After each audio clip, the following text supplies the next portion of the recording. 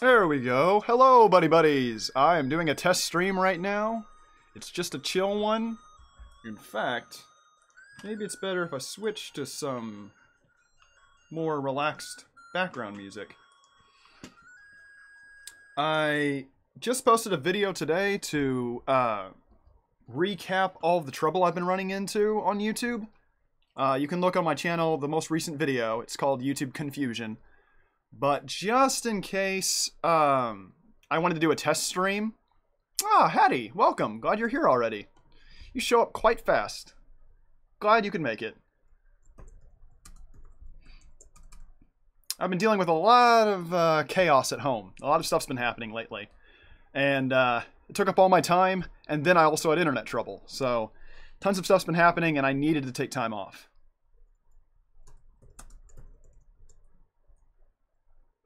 Ah, it's the notifications. Okay, glad to hear that they're working well. At least YouTube is doing that correctly. Hang on, I'm gonna search. Sure. Would you guys prefer music or nature sounds in this stream? I was thinking nature sounds would be a good way to keep this very chill and relaxed. Ah, you're watching during class. I get you. Oh, practicing. Practical class? I'm assuming that's like a study period or something. Makes sense. Let's see what's a good channel to listen to. Maybe this will be relaxing. This is a long channel. Because I want to establish a relaxing vibe as I work on pictures. I may be doing this more often, so... There we go. Nice flowing water, birds chirping. Okay, that helps. That helps me. But I'm glad you guys were able to make it already. Midterm paper you're working on, Alex. Oh, okay. You passed the test? Good. Oh boy, do I remember that. I remember going through that all the time. Oof. It actually feels like it was more recent than it was. The other day, one of my parents mentioned back how long it's been since I was in college, and it makes my mind feel weird. I'm like, how is it 5 years ago? Wow. But yeah, I definitely relate to that. I'm working on a picture that's for Geen on Patreon because it's long overdue. That's what a lot of my time has been lately, trying to catch up on art raffle pictures for Patreon, which this was actually one of the episodes right here on screen. Ooh, database stuff. That's right, because you're doing a lot of programming. That's really intense stuff to me, because I do not know much about computers, so that's really cool, Alex. Wish I knew that. Okay, there we go.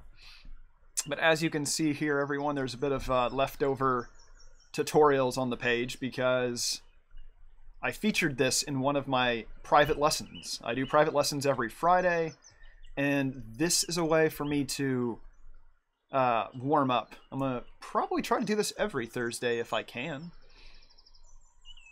That way, I'll know if any problems happen with my setup. Gets me warmed up for tomorrow. So, right now, this is a painting that's for Geen. Let's set the background colors first. I'm gonna get... Let's see. I might go for more of a turquoise for the sky, because this picture is going to be taking place in autumn, when there are a lot of leaves falling, lots of red and orange colors. So I think the sky would look nice if it's kind of a turquoise. The ground will be kind of a gold color with the grass. I'll keep some green in there, because I know during autumn there's still... there we go. What's the starting colors? Maybe that turquoise is a bit too green. Let's see. This is just to kind of brainstorm the colors. Here we go. I like those colors. Yeah, I like these. Hattie's asking how to paint. Well, for starters, I lay down my flat colors first. As you see here, I've laid 2 colors for the background. And from there, I'm going to lay a bunch of flat colors. Flat just means turn your opacity to 100% and just start laying color like this. you'll notice I have some line art here. This is the kind of thing I do a lot more on Patreon, and I do it more in depth. But I'll give you guys a little bit of what I do. A little preview. But basically, I will do some line art, as you see on the page right now. And from there, I color flat colors underneath it, and then I'll turn off the line art and start adding textures and stuff onto this flat color. So, if you're the type who likes to use line art and you want to try painting, but you're not sure how, go ahead and do your normal line art. Then add colors and try turning off the line art. And then edit the picture from there. That helps me a whole lot. That's how I learned. I could make a separate video about that in the future once I have time. So, I'm glad to hear people are interested. I'm glad you asked, Hattie, because I do want to try that in the future. It's kind of what I mentioned in my video that I uploaded today. There's a lot of things I want to do, but YouTube has been giving me trouble with uploading. And I think it might end up being my internet after all. I didn't think it was my internet. And so far the connection looks fine here for a live stream. But when it comes to uploading videos, it seems that I'm having trouble. Okay, so now I'm going to do the trees colors. I'm keeping all my flat colors on a separate layer for now. Just so that it's easy to keep it clean. I don't know if I'm going to use this shade of brown, but I like it. I like it for now. Some people like to start with dark colors and then add the lighter shades on top of it. And then some people like doing the opposite. Probably going to be doing a little bit of both. Because the colors on this fox here, Gein's fox, the colors are a little bright. And on the tree, the colors are a little dark. So we'll see how this pans out.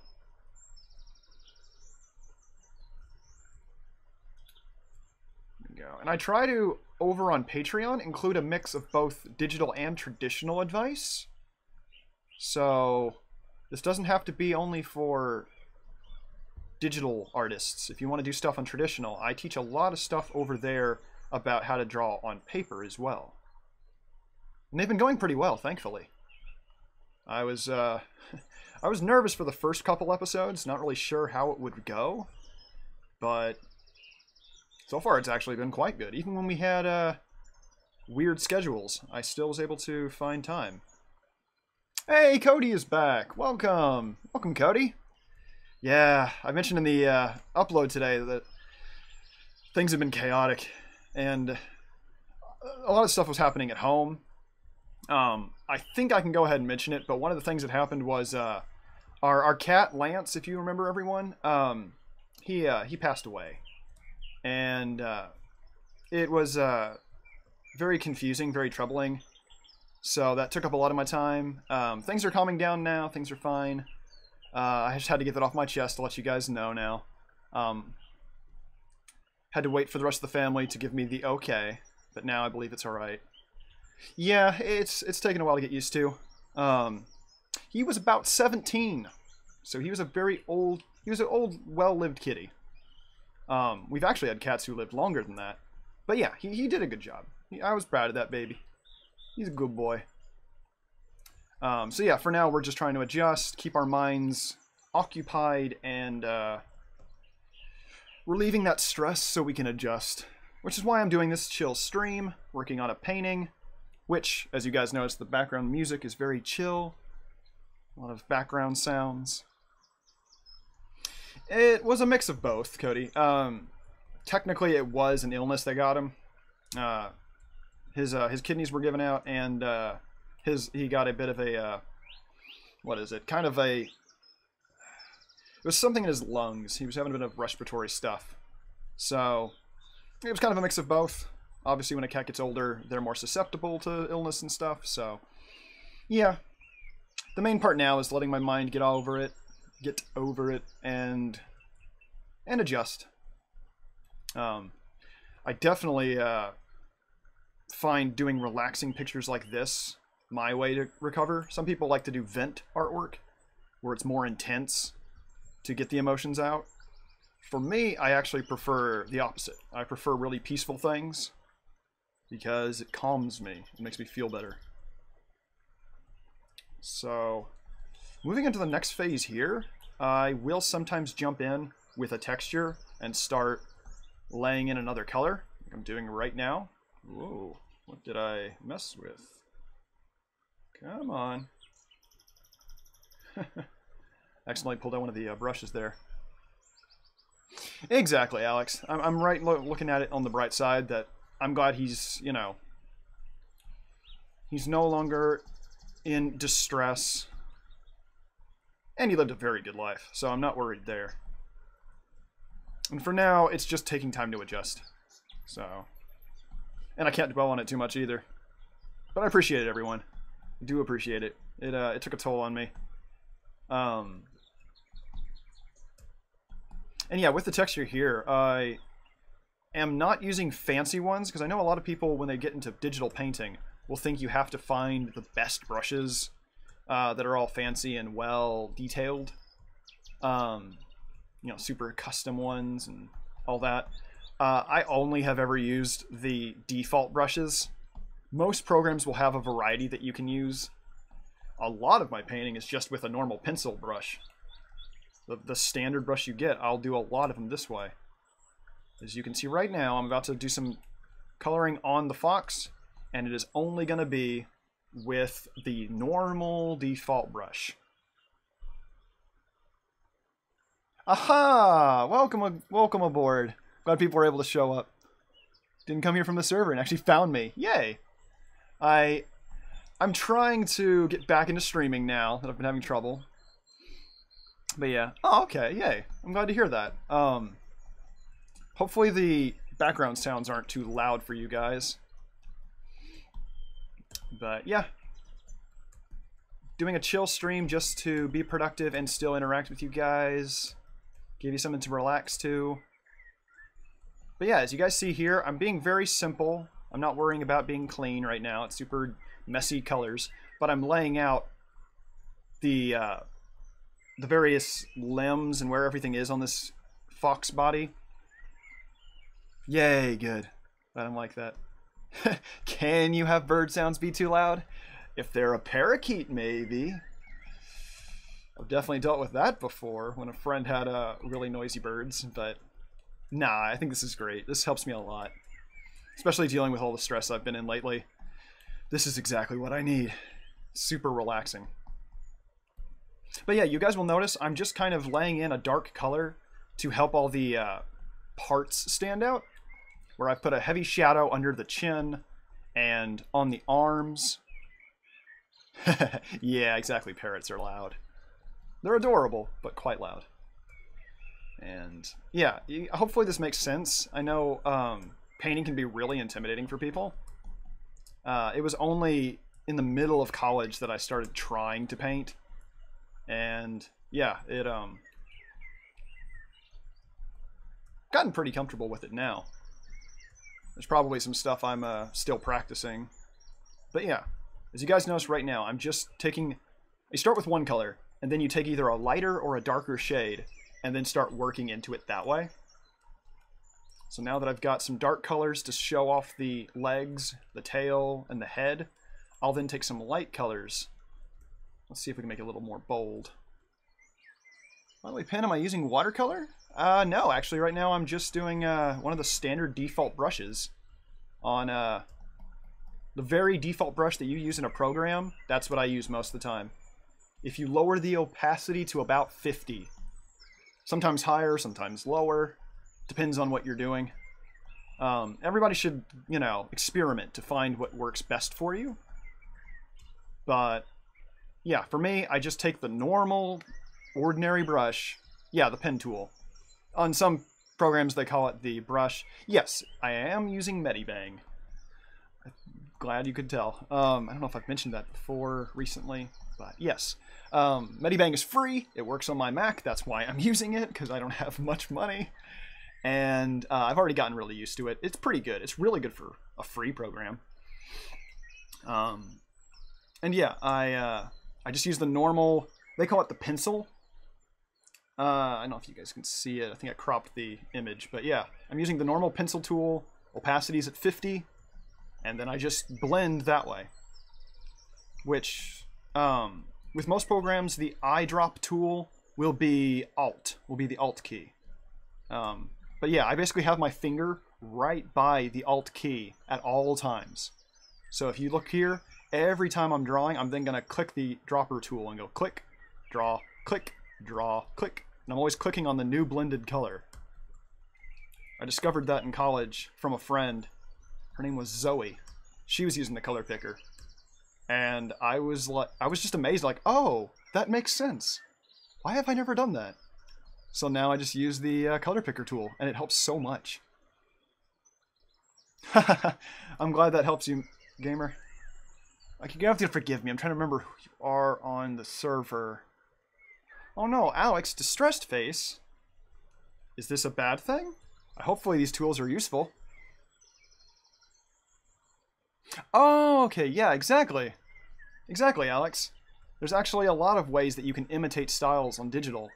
There's advantages to both. Even though I do a lot of digital, you guys see me always working on the computer, I actually defend traditional a whole lot because I work way faster on paper. So in case you're in that boat of going, but, you know, do I have to go digital to make it really good? I get so many of my ideas done way faster and way more effective when I'm doing it on paper. And then if I need to, I can bring it into the computer and do, like, stuff to it there.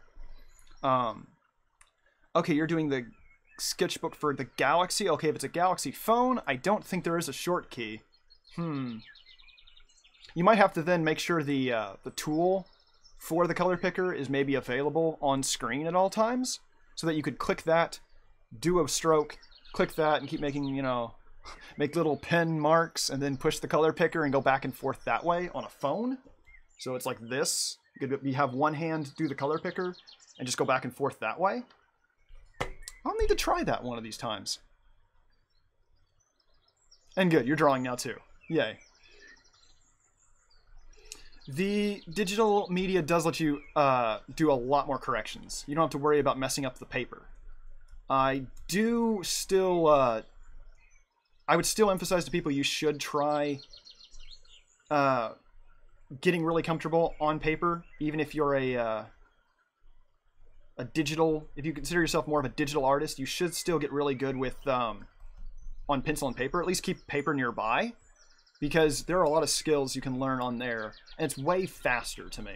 There's a lot more you can do and learn when you're doing it on paper. And it's, you take it on the go. You never have to worry about a battery running out or anything like that. So yeah, I still draw my fastest and most comfortable when I'm using a pen and paper, or pencil and paper. Okie dokie, yeah, definitely. Over on the servers, good place to send pictures. I'm slowly going to try and get myself more active on the Discord server. Life has just been so busy lately. I'm going to have to get myself out of the workaholic mode I've been having for a long time, actually. Yeah. On one hand, it does feel actually pretty good to be productive, and that's what I've been in. Especially trying to work on my income, because I have not been making enough to really keep up with bills, so I need to work on that more. Oh, okay. I'm happy to hear that, game. I'm calling you that for right now, because I'm trying to remember your username over on the Discord. Trying to remember. I'm slowly getting used to everyone. I am slowly.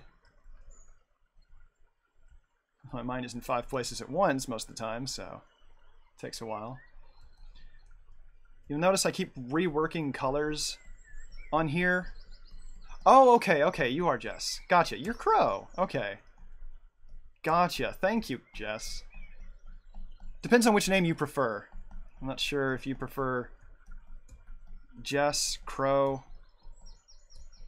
I mean, honestly, I have multiple names I go by as well. People call me Pen. People call me Richard. I'm okay with all of the above. because I respond to either one, so yeah. But yeah, you'll notice that I am reworking a lot of these colors because I'm trying to get things to stand out the most. Especially since I have two layered objects on right here. I have one foot over the other foot. There we go. Okay. Yeah. I'm in the same boat, Jess. I'll call you Jess. I may slip and say Crow over in the Discord, but I think people do that with me and calling me Pen or Richard. I get that a lot too. Now, yeah, I think I need to move over this marking, because what we have here is the bottom half of the legs are these brown colors because fox. Saying animation with After Effects. I've never gotten to actually use After Effects, but I know it's a really good program, and I'd like to use it. Ultimately, Alex, I would say use what you're more comfortable with, or what you want to be more comfortable with, even if you're still new to it. That's what I would say. Even if you've got art that's traditional and you're wanting to put it into the computer, I've done that before all the time. Like I mentioned, I actually am... The more effective way for me to work on stuff, if I have like a really limited time and I need to hurry up and make progress, I'll draw on my sketchbook first, and then I'll either scan it or I'll take my phone and do a little picture, put it into the computer, and then draw on top of that. So, if you've never done animation, Alex, and that's the boat you're in, let yourself watch a lot of videos where people demonstrate what they do. That helps me a ton. I've also taken classes for animation, but back in college. But you can, honestly, it's all, you can do self-taught. Classes are only one way. They're not the only way. You can easily be a self-taught artist and learn everything. The biggest key is just letting yourself explore and practicing a lot. That's actually the only secret there is. Now, I remember correctly, his little paw pads are kind of a peach color. Let's get this peach color. I also use a Wacom Intuos. I have a Intuos Draw, Jess. It's because it was the cheapest. You'll notice a pattern with me in that. I don't have much money, so yeah. And I still really like it. I don't know if well you guys can see it if I hold it up because all my cables. But here it is while it's upside down at a weird angle. It's a Intuos Draw. It was a little, I think it was around 100 or maybe less. They're very affordable and they're very good, especially on a budget. I dream of others because I'd love to get, I want to try a Hunyan or a Cintiq. There's plenty of other types I want, but I don't know when that'll happen. You don't need fancy stuff to do good art or any kind of media. You don't need the fancy stuff. The fancy stuff just helps you in the future. But honestly, if you're learning with cheaper materials or programs, that actually will teach you a lot. It's what I'm doing all the time. Oh, it's your first tablet. And 80 euros? Trying to convert that in my head, but that's definitely cheap. I'm glad to hear that. Yeah, exactly. I think it's way better to start with cheap prices first.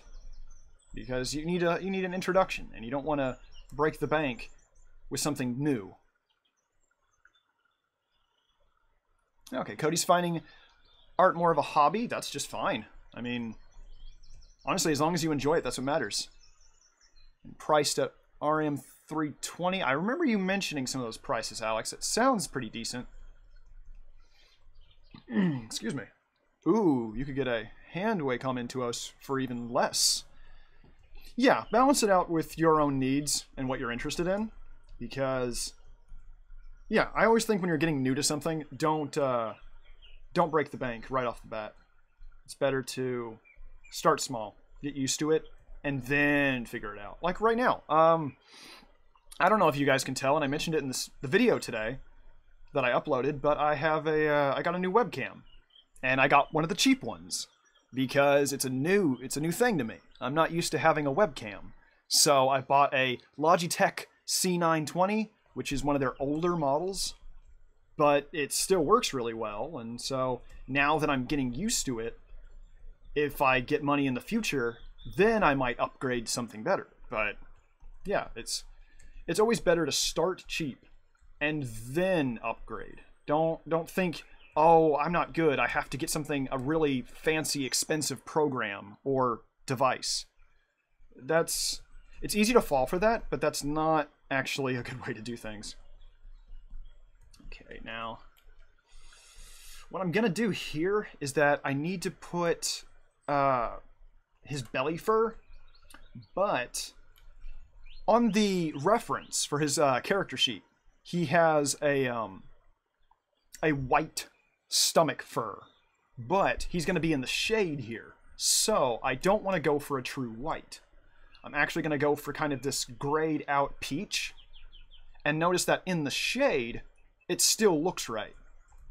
That's the thing with lighting that can be kind of tricky, and you get used to it over time, and that's what I'm doing here. And again, most of my colors are kind of flat when I first put them down. I didn't use any weird opacity or blending when I put these first colors here. Then as I go in, I can start adding some shading, lower the opacity, and start doing stuff like this. Maybe put a little bit of shading near the chin and let it blend to brighter so that it looks 3D. You can then start to add colors that way. You know what? Let's add his little nose. I want to add his nose. There we go. Putting it at an angle so that it looks 3D. I'll start adding highlights and other stuff, which will just make it look 3D that way. There we go. And he's a sleepy fox. He's a happy, sleepy fox under a tree, enjoying the autumn time. Yeah, Cody, I was hearing that Logitech is a well-known brand, and I watched a lot of video reviews first. I'm learning to do that. It's like how I did with my microphone here before I got this mic, and now before I got the webcam. I look at a whole lot of videos of people comparing them and doing a lot of like tech tests where they're like, okay, here's the C930 and the C920. Which one do you need?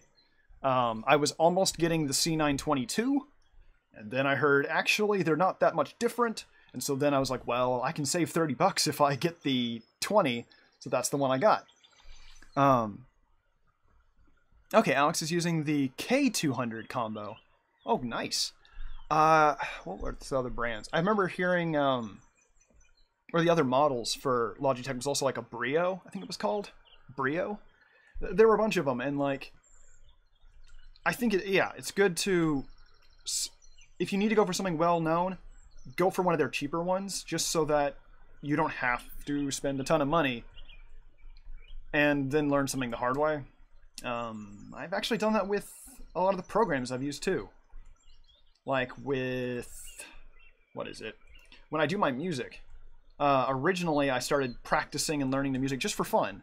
I would do that on Guitar Pro 6, and that's a, like, I think they're based in Europe somewhere, and they, there was a really cheap program, and I learned to do some music that way. And that was for years, just for fun, back in college. I didn't do anything with it. It was just a random hobby, like you were mentioning, Cody. It was just for fun. And then years later, I was starting to realize, wait a minute, I really like making music, and maybe I can actually do something with it if I have a YouTube channel. So then I started looking for other programs. And I realized that Mac comes with GarageBand, so now I'm using that too. I still use both. And yeah, it's good to start small. Good to start small. That way you can get used to it without any stress, without any danger of spending too much money. Okay, a bunch of research should be done. Yes, exactly. By the way, my final year project is going to be big. Oof. Yeah. That sounds about right for college, especially as you get close to the end of the semester. But, I mean, honestly, when you're facing a big challenge, especially in school, but just in general, you can't really go wrong. Because even if it doesn't work and you get a bad grade or anything bad happens, you still learned a lot. And that's the way I look back on a lot of what I did. Even when I had to, like, doing a big group project or, like, any of the stuff like that, it was really, like, some of them I didn't do very well, but I still look back on it and I did learn. So, to me, that's the way you should think about it, is no matter what the grade is, no matter how it is, you're learning. And so that's going to matter no matter what.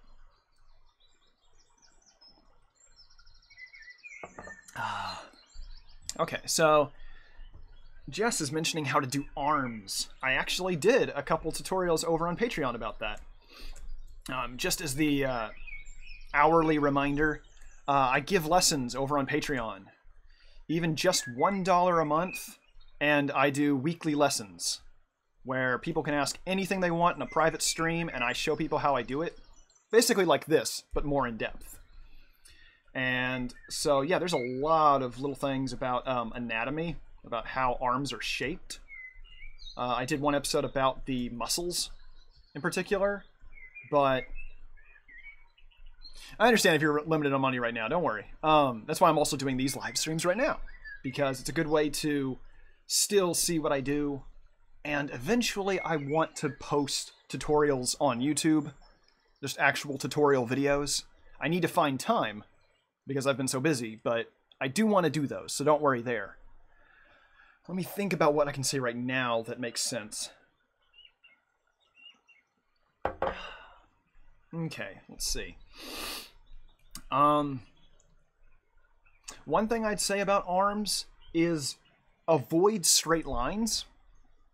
A lot of the times, if you make any kind of the, upper arm or lower arm, if you make the lines too straight, then it won't look very natural, because muscles have curve to them, no matter the body type. Even if you're a stick like me, where you're underweight, look at my forearm here. It's a bunch of curved lines. Notice that, especially on me, it looks like a triangle, starting big at the bottom and then getting small at the top. Making sure that I'm in frame. So if you start with a triangle shape when doing the forearm, and then the upper arm getting big at the top and getting smaller as you go down, that will make a huge difference. Let me go ahead and show you some quick examples. This is how I think about arms whenever I'm drawing. Sometimes I'll do the little ball socket for the joints. Sometimes I don't. I'll just skip that and just do more triangles. But this is what I think about when I do arms. And his hands would be here. That is how I think of arms.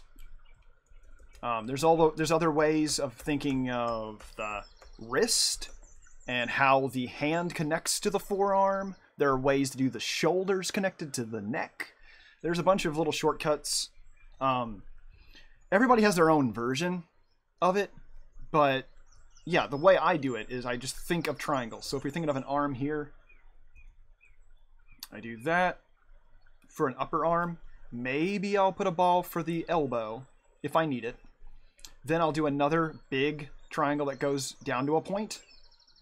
And on top of that, I'll start to think of the muscles. There's the tricep and the biceps. Now we've got a flexing arm. There's the forearm. And then we've got a hand, which I use square. Squares work really well for me. I can't talk right now. But yeah, I use squares when it comes to hands. But yeah, notice that I did all of this shape already and starting to get some muscle and form. And it's like, whoa, that feels like an arm. And then you got a shoulder. You've got the neck.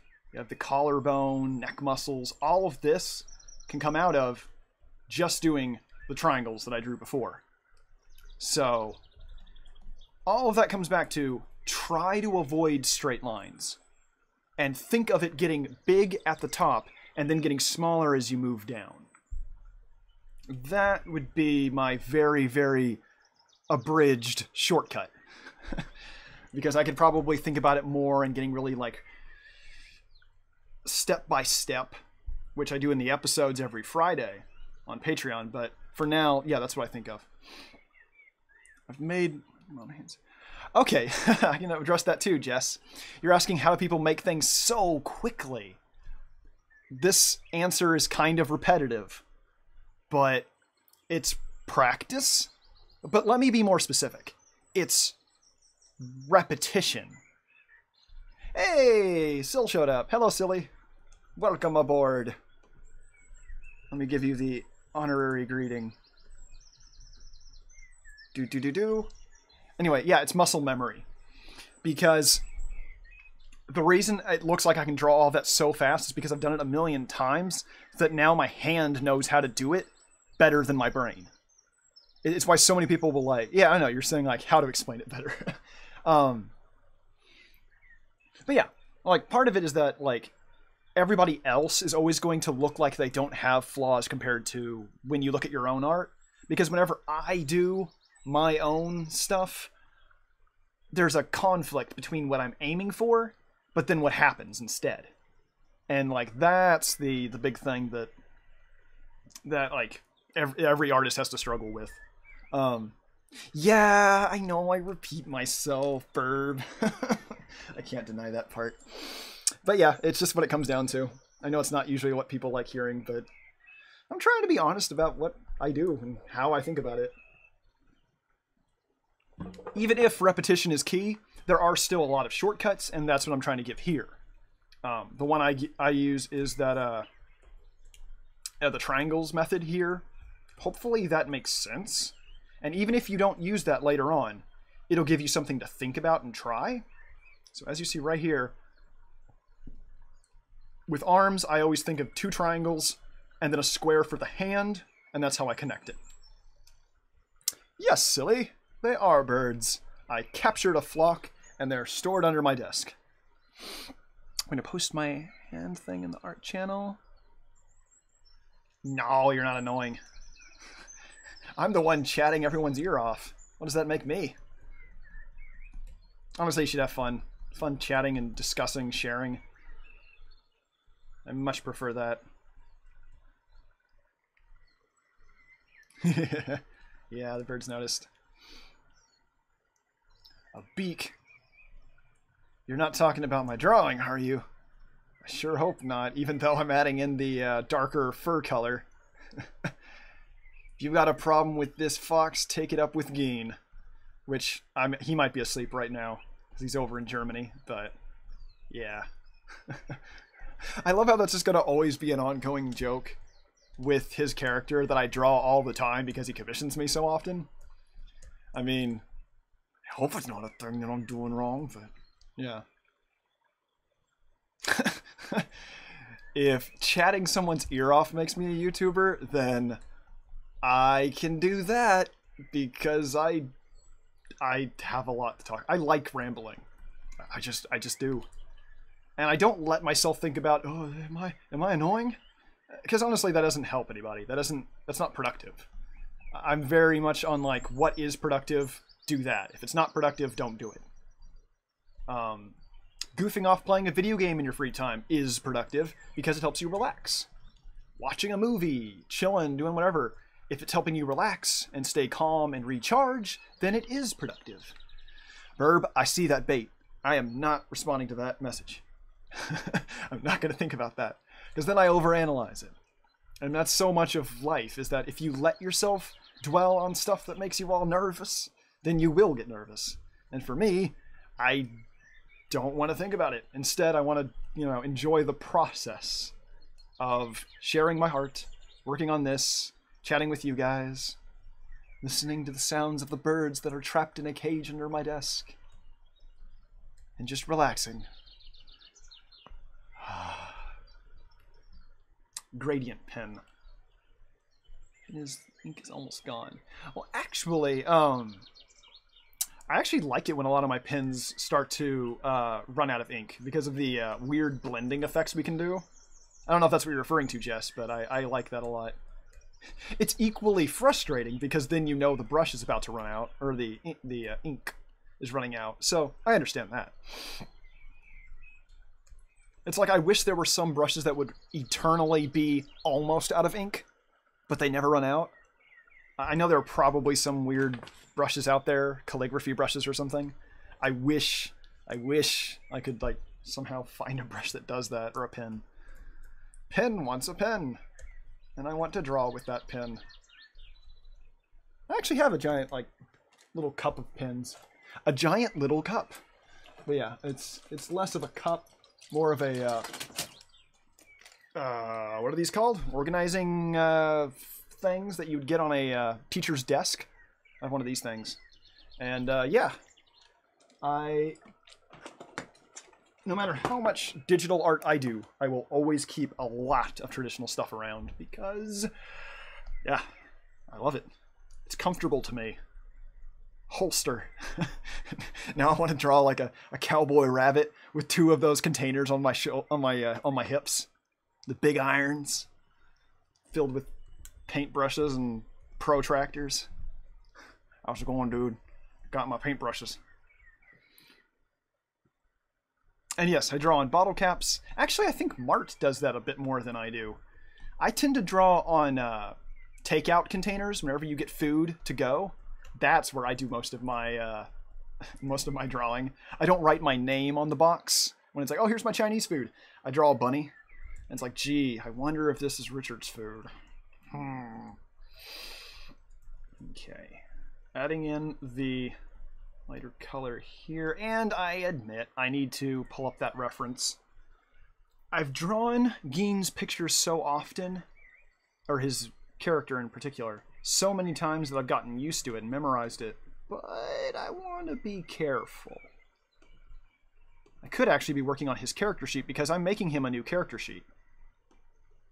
But I want to be careful just in case. The reference of Syl, yeah, I always have that there. She carves into them with her fingernails onto the box. I mean, exactly, it can work, so. Oh, okay, I see what I did wrong. I see what I did wrong. The lines need to be down here. And again, notice that I'm starting with flat colors. I would definitely recommend that if anyone's new to painting and they want to get more comfortable, start with flat colors. Because it's really easy to correct flat colors.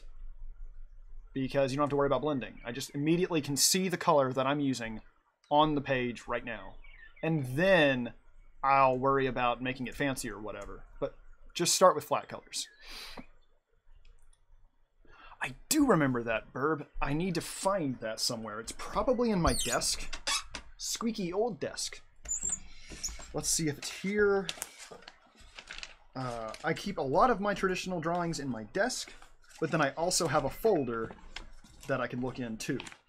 I'm not going to spend this whole stream digging because, yeah, it would take too long. Yeah, I don't think it's here. I think it's probably in that folder, but I'm not sure where the folder is. Oh, here it is. Already found it.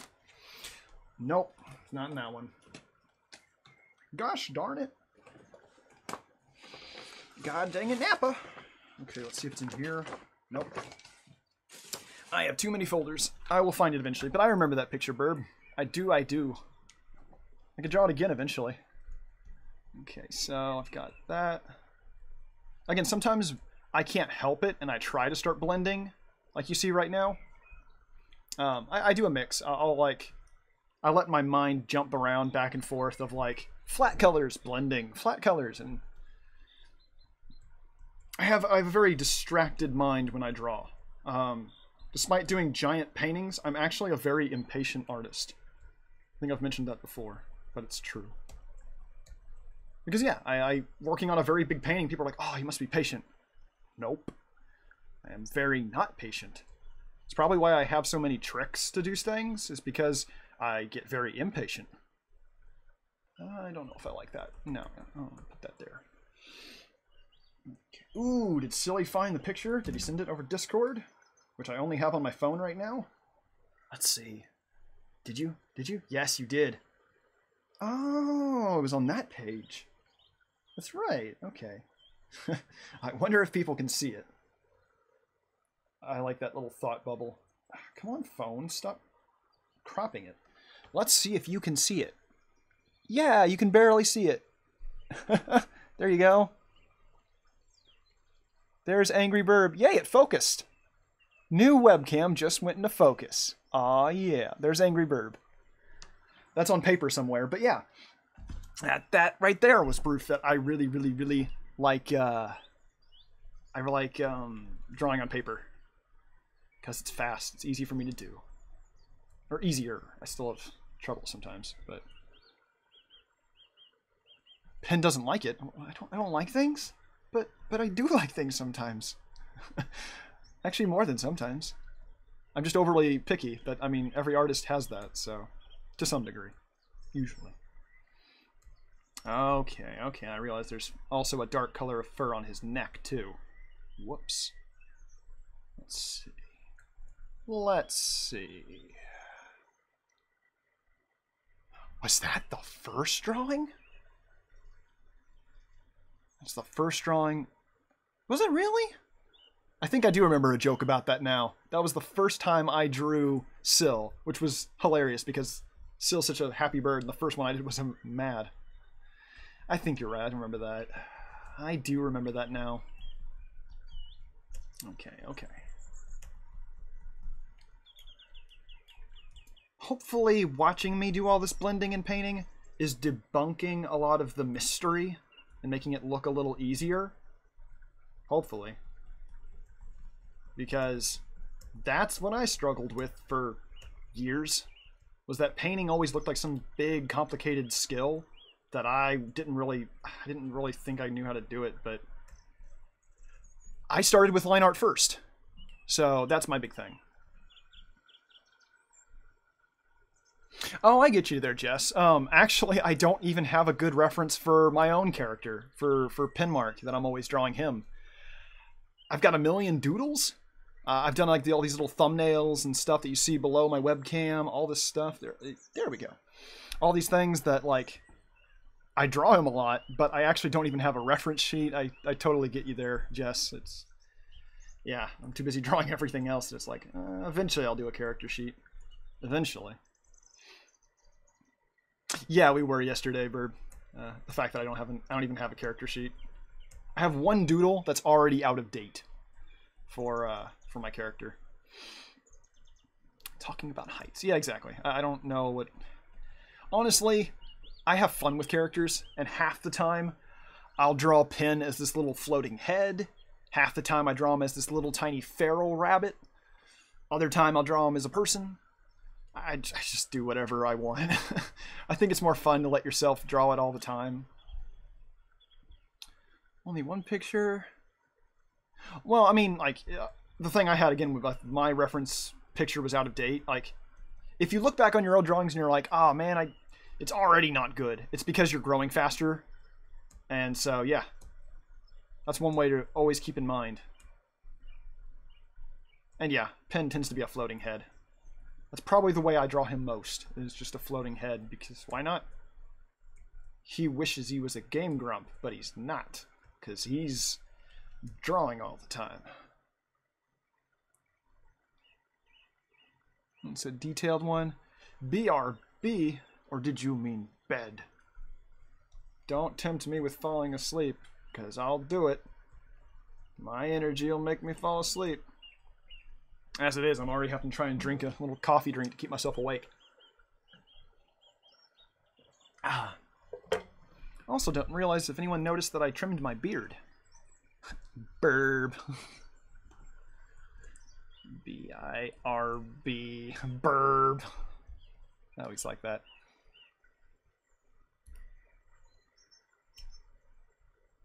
Oh, so you have a detailed picture as well, Jess? Is that what you're mentioning there? Honestly, I think it's kind of fun to have these conversations with people when you realize, oh, I didn't finish all these drawings. I need to do more of them or something. It was productive. Well, I just send a screenshot. Oh, you can't send links. Dang it, that's right. YouTube is finicky. You could send it over, what's the word? Over Discord. You can send it that way. Let me look on here. I'm trying to change the settings for you guys so that it actually, let me do this thing. There we go. I want to allow you to send things, but it doesn't let me. I've turned off the setting to block spam, because that's what YouTube thinks it is. Whenever you guys try to post a link, YouTube thinks that you're spamming. which you're not. So then I try to tell it, let them do it, and then it won't.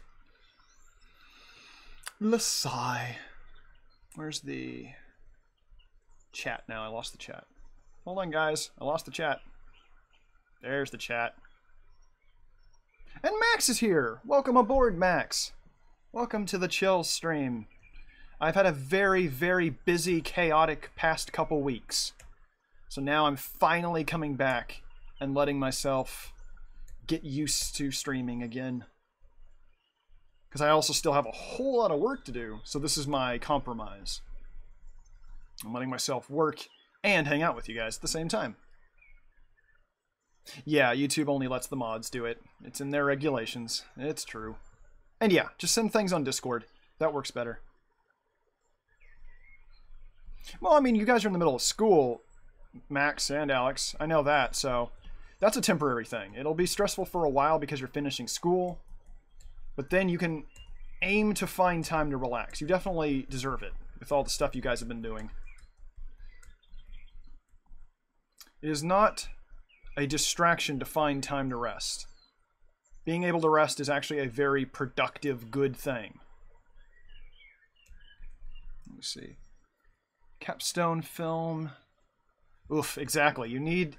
I would almost say people owe it to themselves to find time to relax. To just let themselves play a video game. Or watch a movie. Or do something that genuinely relaxes you. Because your body and mind need it. Your mental health matters just as much as your physical health. So, I know a lot of times, at least with me, I can have all the trouble with having, like, guilt over distractions or things that are fun. And it's like, oh, I can't do that. That's not work. I'll be distracted and it's not productive. But, honestly, it is. You should let yourself recharge. You sent it over Discord. Okay, let me go ahead and check there. Good, I see it. Let me go back. Oh, there you go. Yeah, exactly. That's a good way to start. Ooh, those eyes. Oh, I like those eyes. Good shines there. I like that. Oh, the best pun. Yay. I approve of puns. I also really like your Birb's hair, Jess. Got another Birb. Alright, Birbs. He said he'd be right back. But yeah. And you've got a consistent light source too. I'm liking all this. Yeah. And if you're feeling like you need to do more drawings, then yeah, I would. That's what I take a lot of these experiences from when you're talking with friends. Afterward, you go, I kept mentioning to them that I wanted to do more pictures. So then I use that as an incentive for myself of going, okay, I told everyone I want to do more. Maybe I'll go ahead and do that right now. PenMark. PenMark. I need to come up with more puns. I can't claim I'll have my store be PenMart.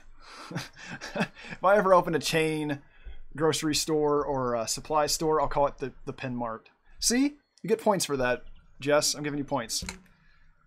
Rabbit point. What's the... Is there a crow icon? Probably not. So I'm just going to type in crow. You get points. Speaking of, I have a rough cutscene filming. The music and voices. Ooh, nice. Oh, a private Vimeo link. Okay. If that's more comfortable to you, Max, then good. You should do that. I take a lot of advantage of YouTube just because it's one place for me to post everything. Like unlisted or whatever, but I get you. I have not actually used Vimeo that often, so... I know what you meant, Jess. I was just teasing. But I actually do like that your accident has led to an idea for me, which I can give you an extra shout out when I do that, because I would love to eventually have some sort of Etsy or merch thing in the future. One thing at a time. Right now, I've got so many things on my plate that... Honestly, I like doing that, though. I like having a bunch of things in my mind, even if half of them are going to happen years from now.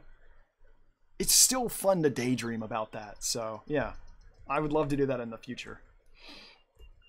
But yeah, do you have a link to an earlier cut on YouTube? Okay, there you go, exactly. Honestly, like, yeah, go with what feels right to you Max, because I know some people don't like having multiple, like posting thing in multiple websites, because then it's hard to keep track of them all. But that can also be, you know, if it does help you, then do it. It can, yeah, everybody's got their own method. There we go. Now this feels more like his character. I forgot to add the cheek fluff. Why didn't I add the cheek fluff? I didn't add the cheek fluff. Oh, now I need to add the scars, which I'll get the color from his foot that I didn't finish. Like I said, guys, I'm very easily distracted while I work on pictures. And it's mainly because of my impatience that I do that, so that I can last. Because if I force myself to finish one part of a picture and then move on to the next part and go, okay, I have to finish the face before I move on to the shoulder. And then I have to finish the shoulders before I move on to the arms. If I were to do that, I would be so bored and like annoyed. I'm just like, oh, this is taking forever. So I let myself jump around. I will work on the face for a while, and then when I feel like it, I'll just randomly start painting the tail. Then I'll move to the feet. Then I'll randomly start drawing the patterns. I'll jump around the picture like crazy. And that way, it keeps me in like a more lively mood of just constantly going, I'm bored, move this one. And now move this part. Okay, back to that other one. And the more I do that, it feels a little more engaging, and so I don't get bored, and I make progress. The Birb is back. The bird is back. Hide the treasure. What's the emoji I want to use? Is this it? Man, there needs to be a universal, there it is. Oh no, I'm scared of a Birb, so I did the thing. That's just me in response to surprise Birb. He do an attack. He still, no. I need that treasure. Give it back. I need my treasurer. Treasure. My treasure. Hide the shinies. Oh, Birb. Why are you stealing my treasure? I need that for later. I need my treasures. I don't know where I was going with that joke. Yeah, same here, Alex. I wish I could be in a focused mood. I'm not. That's my whole point here. It's why talking is giving me another thing to keep me kind of active in my mind. Because, yeah, notice that I'm working on the feet right now, but I was working on the face. And before that, I was working on the torso and the arms. So, if you can find your own workflow, because everybody has a different method that feels right. It's all about what's compatible. Okay, Max, you do have something you want to share. Good. You can send it via Twitter or Discord. I don't think there are any others that I use much. Those are the main ones that I use. Don't tempt me. You're determined to turn this character into a bird. I noticed that, Sil. My mind is literally filled 24/7. I think about, yeah, I know. That's why I let myself get distracted as I do things. And yeah, that's a good compromise, Cody. I think that is how I think of it. It's a compromise that I let myself be distracted. My mind is racing all the time, but it's still confined in the picture, even if I'm jumping around. And yeah, I think that is a secret to be productive and let yourself, you know, not stress over focusing. Because again, I'm an impatient artist. I also do not focus. I'm now back to the ears and the face on this guy, and sure enough, I'm probably going to jump back to the feet and then to the tail. I mean, I do that. Yeah. A hybrid fox bird. I think that actually sounds pretty awesome. So yeah, I'll need to draw that. I'll need to add that to my list. Maybe I can do that in one of the requests one of these times. Okay, Max. Yeah, Max, you're saying that you're trying not to get distracted. That's kind of my secret here, is that I'm being distracted while staying productive, which sound like opposites, but I'm never stopping my work on the project in front of me, but I'm letting myself get distracted on which part. So I'll work on the face, then I'll jump to the feet, then I'll jump to the tail, then I'll continue to jump around at different parts of the picture, so that if someone comes over and they watch, they see that I'm always working. Unless I ramble like right now, But anyway, it's a method to the madness of letting you have less pressure, but staying productive. So now I'm going to add some shadows onto the arm, because I'm slowly going to be creating the lighting on him because he is under a tree. And eventually I'm going to add all the leaves on this tree. And now that I mention it, I kind of want to do that right now. So let's do that. See what I mean? I jump around all the time. And yeah, it's important to let yourself follow that method that suits you best. Because otherwise you'll stress. Don't try and force yourself to do what other people do. So I'm taking one of the default brushes. This one's called Plastic Crayon. And I'm using it to create quick leaves. It's on 40% opacity because it gives it that faded look on the edges. I'm starting with red, but I think I'm going to add other colors. Let's add some oranges in there randomly. I don't like that. There we go. I'll add little spots of orange. And then I'll blend this later. I'll add textures and all that stuff later on. For now, I'm just giving the idea. I'm giving the idea of all these colors. Okay, let me look back here. I still need to draw Shirtbird. Shirtbird? What is Shirtbird? Oh, little owl carrying the shirt. Yeah, remind me and I'll do that Saturday. Well, you're going to be at the thing, but I'll still do it. Since you guys will be busy this weekend, Saturday's probably going to turn into another solo stream. But I can probably switch it to requests then. And with that, I can start off with Birb shirt Birb. Hey, I didn't name it Plastic Crayon. That's just what the program called it. Oh, good, Jess. Draw more of your Birb. I want to see more of your Birb, especially if you're wanting to do a more updated version. Oh, don't worry, Alex. I know you've got a busy schedule. If you're able to show up, even just for a visit, that would be nice. But I understand if you have a lot. Heck, that's the reason I wasn't able to stream for a couple weeks. It's because my life was also getting chaotic. A lot of stuff happening. Some of it wasn't very pleasant either. But that doesn't have to, bring you down. You just let yourself rest if you need it. The less pressure you put on yourself, the better. It's all about finding that balance. Survival weekend. That sounds equally amazing and crazy. I don't know, it just actually sounds really cool. I want to learn stuff like that. So in that case, I'm actually kind of jealous of you, Birb. Let's see. We have the basic colors there. I know there are yellow leaves as well, but I'm going to keep those sparse because there's a lot of shadows that happen on a tree. And if I add a yellow, it can potentially be too bright. And that won't make sense with the shadows. So, for now, I think I'm just going to barely add yellow, but only on the edges. Toys Anime Gaming Comic Con. Whoa, that sounds nice. Ah, I'd love to go to conventions more often. I missed the one that happened in February. There was a furry convention in town, like kind of like 20 or 30 minutes away. I could have gone to that. And I think I got sick or something. I was like, I almost got to go and I have to wait a whole year. Darn. Yeah, I may add some brown leaves. Again, starting with base colors, with lots of flat colors, is key at first. So I'm not worried about blending this early on. For right now, I'm just laying down my color palette, is what you'd think. Okay, Max, if you are using Medibang, there is one called Plastic Crayon.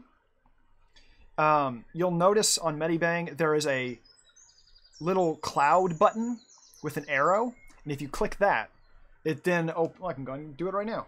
I'll click it in front of you. Does it let me drag this or not? There we go. See?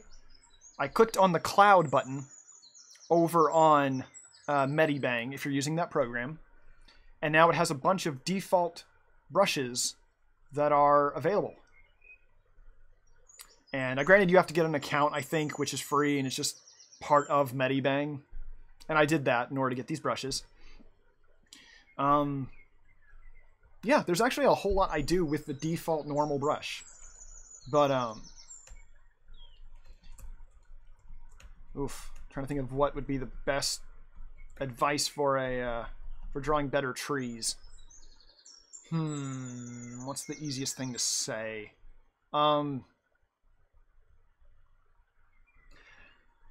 The failsafe for me that I always use is to look at pictures of trees as you're doing it.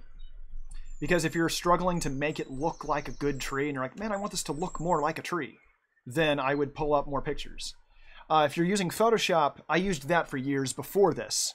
And there's still a lot of default brushes on there. I actually miss some of the brushes I used to use in Photoshop. So if you go in there, they have a ton of other brushes you can use, and you can rearrange them in the order you like. Some of them have like a gritty texture to them. Pick those if you want to do like nice leaves and foliage and make things look natural. There's a ton of default brushes. You don't need fancy stuff. There's a bunch of default ones that are still really good.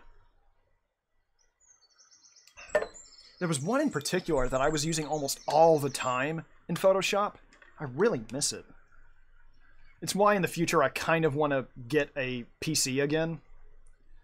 Not to diss Mac, but I don't like it as much as PC. It's giving me too much compatibility trouble, and their updates are annoying. So, yeah, eventually I might migrate back to PC. So. Oh, exactly, Cody. You brought up a good point there. When it comes to trees, the best way to get an idea of them is to look at pictures, because then you'll notice all the different shapes that trees do. Actually, Birb, I want to get a desktop. I've been dealing with laptops. The only types of computers I've ever owned have been desktops. And I'm realizing that the stuff I want to do with animation and music, I need more processing. And a laptop can only do so much. But I need to go up here.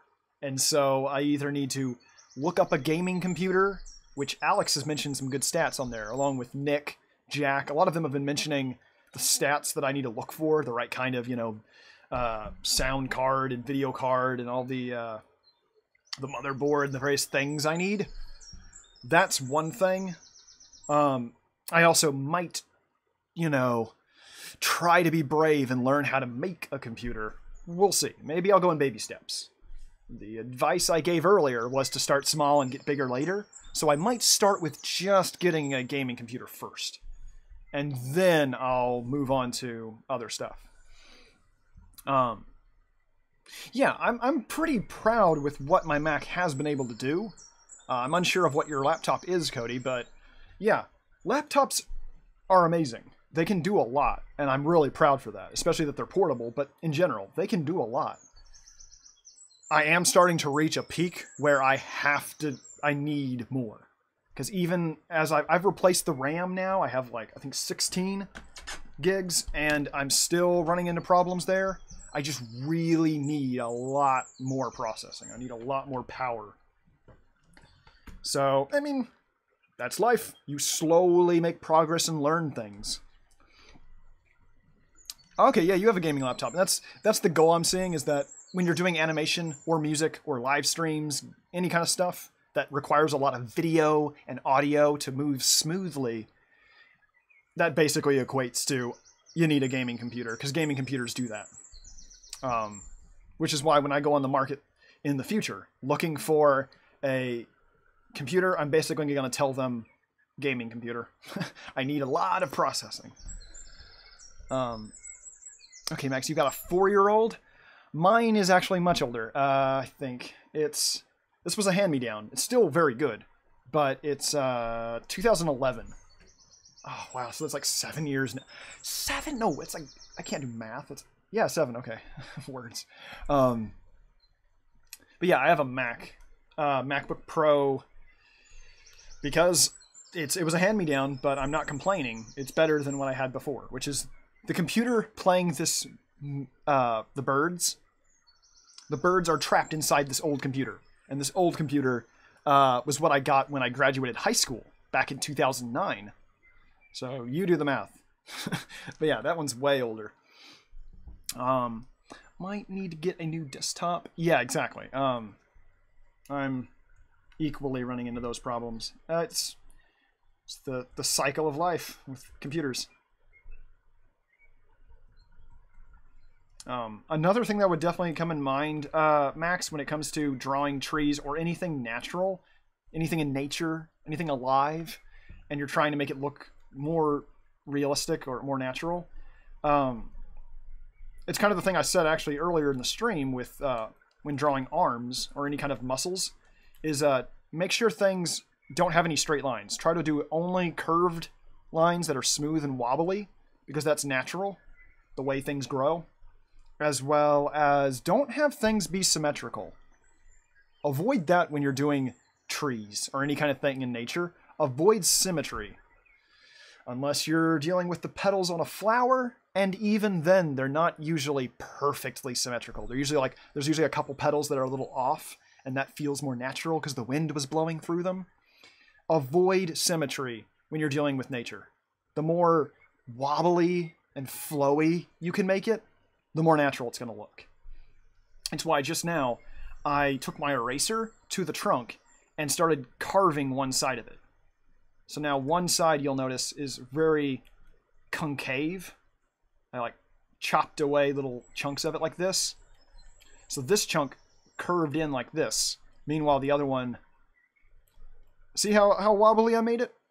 Like, it's super wobbly. This is the wobbliest tree, but it gives it that natural look. And I'm letting some of the frayed edges where things are poking out. Art's not about doing like the perfectly steady, perfectly accurate thing. There's actually a whole lot of shortcuts to make things look right, even though your hand is wobbling or you're constantly redoing something over and over. That can be just fine. So yeah, yeah. I think I realized I really need to use the restroom. I'm trying to hold it, but I forgot to use it before I started. Your Mac is from 2012, okay. Somehow running better than your gaming PC. Yeah, that is the thing I will give Mac credit for. Apple computers do have really good processing. I've been very happy there. The thing I'm not happy with is all the compatibility trouble. So, yeah, there's definitely that. I will take a quick break just because I need to use it. I need to use that restroom. So, let me do a quick little away message for you guys. Let's do a little, let's do a silly. Not silly, but silly. Goofy, whatever. Sorry, my voice acting's terrible. Anyway. It's not terrible, it's just lazy. That's all it was. Be right back.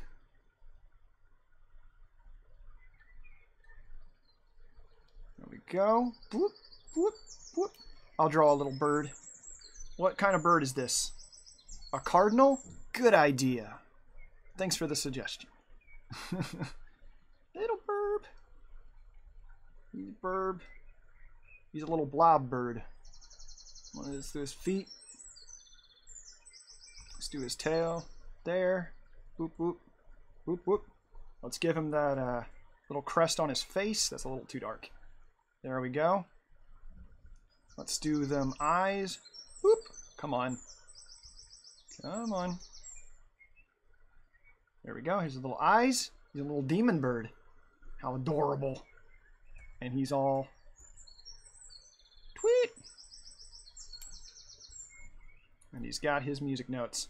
His music is green. That's the way he sings. What color is your music? There we go. There's the little music notes, and maybe let's put some little hearts around it too. He's a happy bird. There we go. Be right back. Oh, you're right. If this is jam, then I need to give him the little hat. See? You have a good attention for detail, Birb. I told you you did. I told you. You caught it before I did. There's little Jam. I haven't drawn him in ages. Doll. There we go. Oh, a little wobbly there. There we go. Okay, so let's turn up that volume on the background sounds. And I will be right back after this commercial break. Let's see if I can frame this correctly. Almost. That works. That works. And very quickly, I want to add a little bit of shadow on that tree trunk. Very quickly. Even though I said be right back. I want to add this. Look, barely any effort at all, adding a shadow that quickly. It's all about learning shortcuts. See, the birds agree. That's what they're saying in Bird. They're saying, yes, use shortcuts. That's useful. There we go.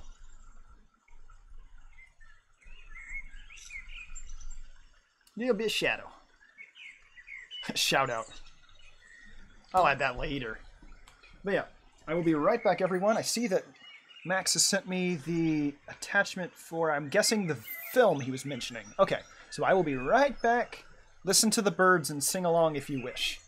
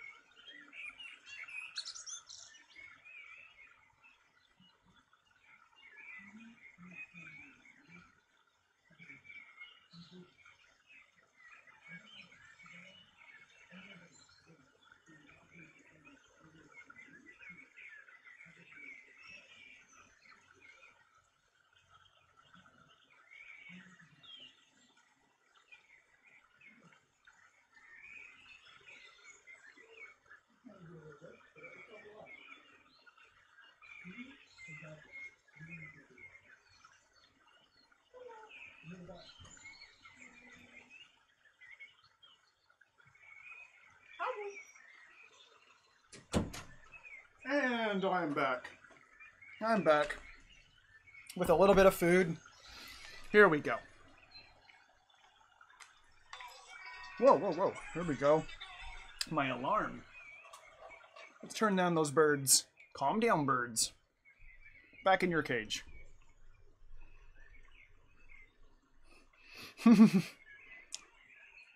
Oh, Birb, you gave me a shout out. You gave me a shout out on my own page. Thank you. Because yes, I always have that open over on Patreon. I try to account for everyone's budget, so even if you only have $1, you can still get into the raffles and lessons I do. I'm going to keep this little thing here. That's actually kind of cute. I like that. The fact that I'll post that in the Discord later, because I like that. What was I... What else was I going to say? Yeah, I got food without the reminder. Well, when you walk through the kitchen, you're like, wait a minute, I'm starving, so.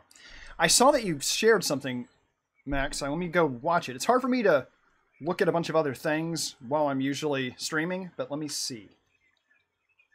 Ooh, it's a screenshot. There we go. Got a nice setup of background in the character. Good, I see the timeline and everything. You got a good background up there. One thing you could do is make some of the trees in the background more obvious than others. Because if you do a variety of tree trunks, because right now there's the main trunk that your character is hiding behind, and then there's the row of smaller trees in the background. If you do some of them big and some of them small, it will create depth. So that's one trick you can do. I have a picture of that, actually. Of a picture where I did something like that. Maybe this will help give you some ideas, if you like. It's mainly a red forest. If it's a redwood forest and they seem to be the same size, your changing of them, like if you make some of them look thicker and some of them look smaller, it'll create depth because the ones that you do small will look further away. That's a picture I have here is that they're like both. Let's take my arms right now. My arms are skinny enough, they're almost like trees. If you move one arm way back here, we'll get to the elephants in a second, Birb. If you see my arms and I move them back like this, one of them's going to look way smaller when I move it further back. You know my arms are both the same size, but one of them looks way thinner. And that's the illusion I'm talking about when it comes to trees. I'm trying to get them to line up. This hurts. It looks like I'm about to fight the computer. Put them up, put them up. But yeah, this is what I've got, is that when a tree goes further away, it does that illusion. Okay, I can stop that. Cramped my shoulders. I have the example, if this will help a little more. It was one of the art raffle pictures I did on Patreon for Jack. You've got big, obvious trees that are very clear there, but I've also got some smaller ones like this that may be the same width, but they're further away. And doing that illusion creates a lot of the depth. So let me go ahead and get rid of that and come back to this. Birb. You suggesting I have disproportionate limbs? You're crazy. You're crazy. I mean, it's all that spinach I eat, right? Popeye. Arr. I can't imitate him, but yeah. Hopefully that example was a little helpful. Hopefully, Max. I will try to keep the talking and chewing to a minimum while I draw. Let's see, let's move on to this guy's tail. It's just sitting there unfinished. So, his tail also matches the color of his other limbs. And one thing that I think I've mentioned before, it was either on Patreon or other places, is with fur patterns, you usually want to avoid harsh boundaries like this, where you have a dividing line. You usually don't want it to be sharp. Even with line art, you want to try to find ways to suggest a texture. So right here, I'm blending it. I'm going at a low opacity and blending between it because that creates the illusion of lots of little hairs. And that looks more natural. You still have the pattern, but now it looks soft. And that's the thing I'm trying to do here in a hurry with the tail, is I'll go in with one color, but it'll be at low opacity so that some of it looks frayed. And that can give you a quick, natural look, as opposed to a sharp, unnatural division in the pattern. Hopefully that makes enough sense. I could go into more depth and detail, but yeah, I think that's easy enough to understand for that. I'm going to... Let's go work on the feet. Like I said, I get very impatient with my own art as well, so I jump around. And right now I feel like working on the feet because I don't want to work on the face yet. So this foot's at a weird angle, so I'm not going to worry about blending just yet. I'm just going to worry about getting it in the right place, and then later. And I know you asked about this earlier, I think it was last week or something, about how to lock the transparent pixels. Medibang calls it Protect Alpha. Photoshop calls it Lock Transparent Pixels, where you can lock the marks that you've already made. In case anyone else in the chat hasn't seen that yet, it's once I discovered that shortcut, boy, did it help me a lot. It's helped me a whole lot, especially when I'm doing my thumbnails, when I have text and I'm trying to add shading or colors to them. It allows you to make a mark, lock that transparent pixel status, and then add other colors to it without disturbing it. And then you've got a quick, textured, colored object, and it still keeps the form. It still looks clean. So I think actually I've been surprised that most programs do have this. You just have to take time to find it. So that's another quick little tip from PenMark. Find the transparent pixels. Can I pin a mark? Oh, I'll find a way. Just you wait and see. Find out on the next episode of Dragon Ball Z.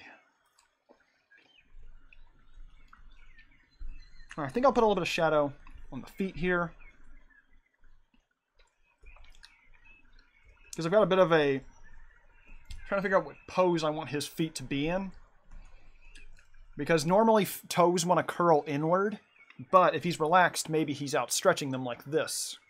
So I'm trying to figure out what I like more.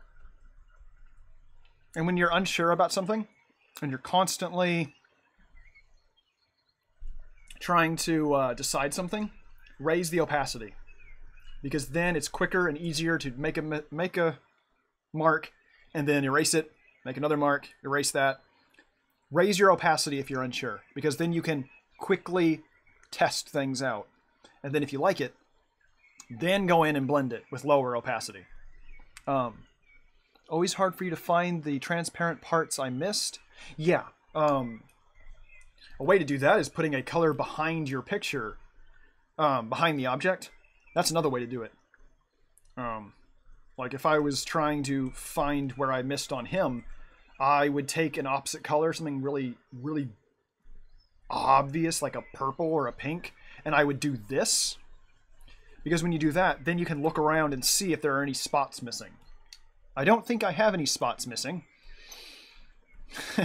Birb, I see that. I don't think I have any spots missing here, but yeah, that's another way to help, Max, if you're trying to keep your picture clean and you're trying to find where you put them. And actually, related to that, Birb, I think I have had some pictures almost take that long.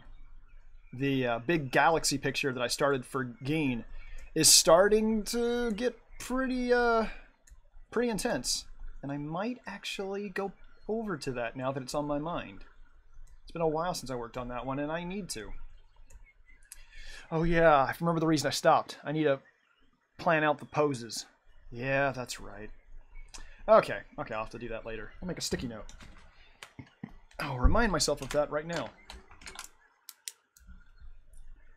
Draw poses of Gein's galaxy picture. My desk is littered with sticky notes because I don't trust myself to remember everything. So I just stick a lot of sticky notes everywhere, and that has saved my butt so many times. So yeah, I keep so many packs of sticky notes. Anytime they're on sale at a store, I just buy so many sticky notes because they help. They help me so much. Oh, I'm actually using After Effects. I'm jealous. I've never actually used it yet. Yes, if you compare my rate of drawing something to the rate at which people make babies, I guess I'd lose the race. This is a weird race, but I guess so. Let's see. Okay, I'm trying to now add in the form to make these more 3D. This is when you start to get into the subtle phases of drawing and painting. It's also where the direction of your paintbrush makes a huge difference. A very, very big difference. Because, like with here on the arm that I've drawn here, let me make sure you guys can see it okay. Yeah, I think you can. When I'm painting the textures, everything's being created with the direction I move my pen. So, to create the chunks of fur, I'm constantly using the color picker, and I'm making sure that they flow in the same direction. All my marks, I'm going to constantly make that same pun. But yeah, I'm going like this direction or this direction. They're all moving like this. All my lines are like that. I see that you sent a picture, Sil, yes. But I never actually got to see how you organize them. Whoa. Okay, that's legit. It's a lot how my sister organizes stuff. And I approve of those sticky notes. It's exactly my point of why it's so useful. And it's not just for notes. I also use the sticky notes for actual drawings sometimes. Because again, it works. And hopefully this little demonstration here shows you why I emphasize the direction of your marks so much. Because that creates the texture. That creates the pattern that you're trying to do. So keep your opacity low when you're doing blending. And I'm just constantly moving them in that same direction. And that creates chunks of fur. Because if you try to do every single little hair, you'll end up wasting some of your time because it'll take so long. That's a little redundant. But then you'll also, I don't know, the fact that it takes up so much time to draw every single little hair, you then will zoom out and see if it works or not. And that can be really time consuming. It's much better to draw in chunks of fur or feathers or any texture. If you can draw while it's zoomed out, that will help you a lot quicker. Because you can already start to notice if it works or not, or doesn't work.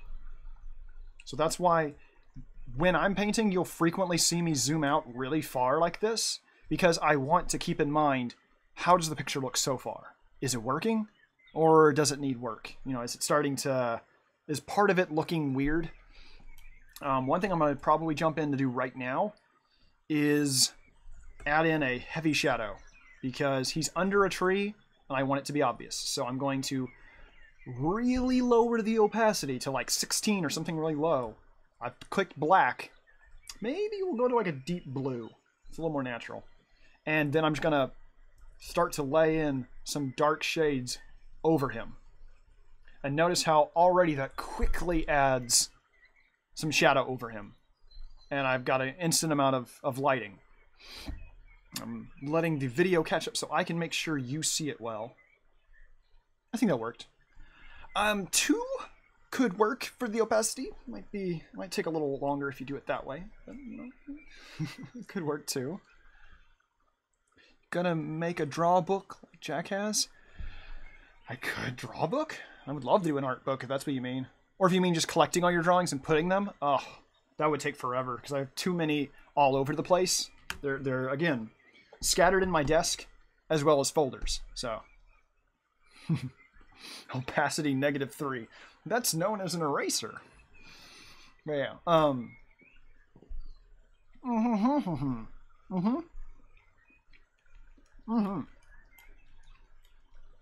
Now, what I've got with the shadow I've just created here, now I can do some really nice lighting.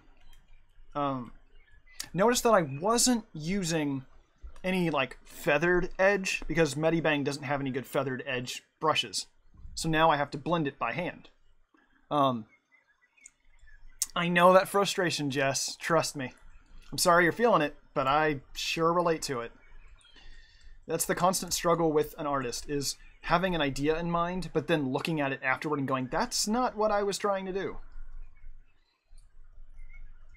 The main key I found is to still look for something in each drawing that you notice you're making progress on.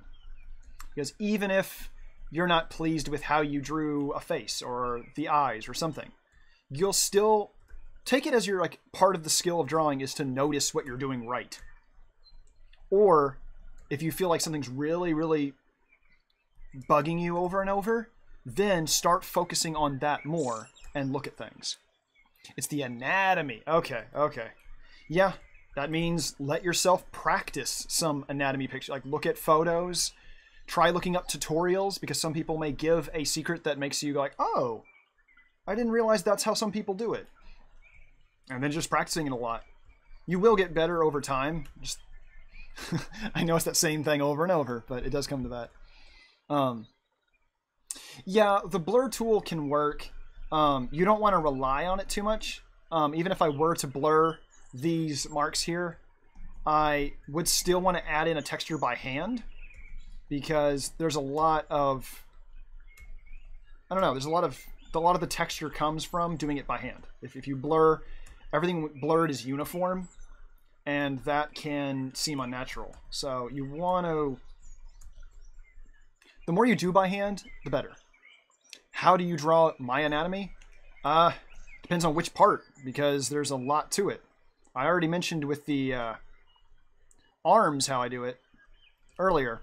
I draw with triangles, because I can do it right next to it again. Triangles are the quickest way for me. It's just the easiest way to show the form of an arm. So if we have like a head, I do a rectangle because rectangles are easy. And then I can easily put crosshairs for where the eyes go, and then a smile. We got our little robot. So I've practiced so many shortcuts. I go for like a rectangle for the chest, and then a smaller rectangle for the stomach area where the abs are. I see that Jess has sent me a picture. Good. Let me check that. I do, again, a downward painting triangle for the arms. Sometimes I'll put a round dot for the joint. Triangles again. Do a kind of sideways rectangle for the hips. Again, it's just, I've done it so many times that I start to notice shortcuts. And that's what it takes learning with anatomy. If we change this robot to a female robot, it just means you have to change the shape of the torso. Shoulders tend to be a bit thinner for female figures. The hips are more obvious because the way the pelvis is shaped. I got squares for the hands. Got them shins, the calf muscles. And then we got them kind of like weird flat triangles for the feet. Especially that one of them will usually be at an angle, because that's the way we keep balance. Like, I have filled so many pages of these, of trying to do this and failing. And the more you do it, you'll eventually start to notice, oh, I make the head too big, or oh, I make the sides too whatever. Okay, it's good that you're pointing out what you think, like you're marking like what is wrong. It's good to do that, but then don't try and focus on all of them at once. Try to look at one part to work on. Your shoulders actually look okay. You've pointed at the shoulders and saying no, but I actually think the shoulders look just fine. You're saying no to the eyebrows? You can try different shapes of them. A lot of this can be, if you Google or just search on like DeviantArt or anything that you want to. If you search tutorials, try imitating what they do just as practice. It doesn't mean you have to use what they say. And you're saying the arms themselves. Well, the shoulder and arms of them look fine to me.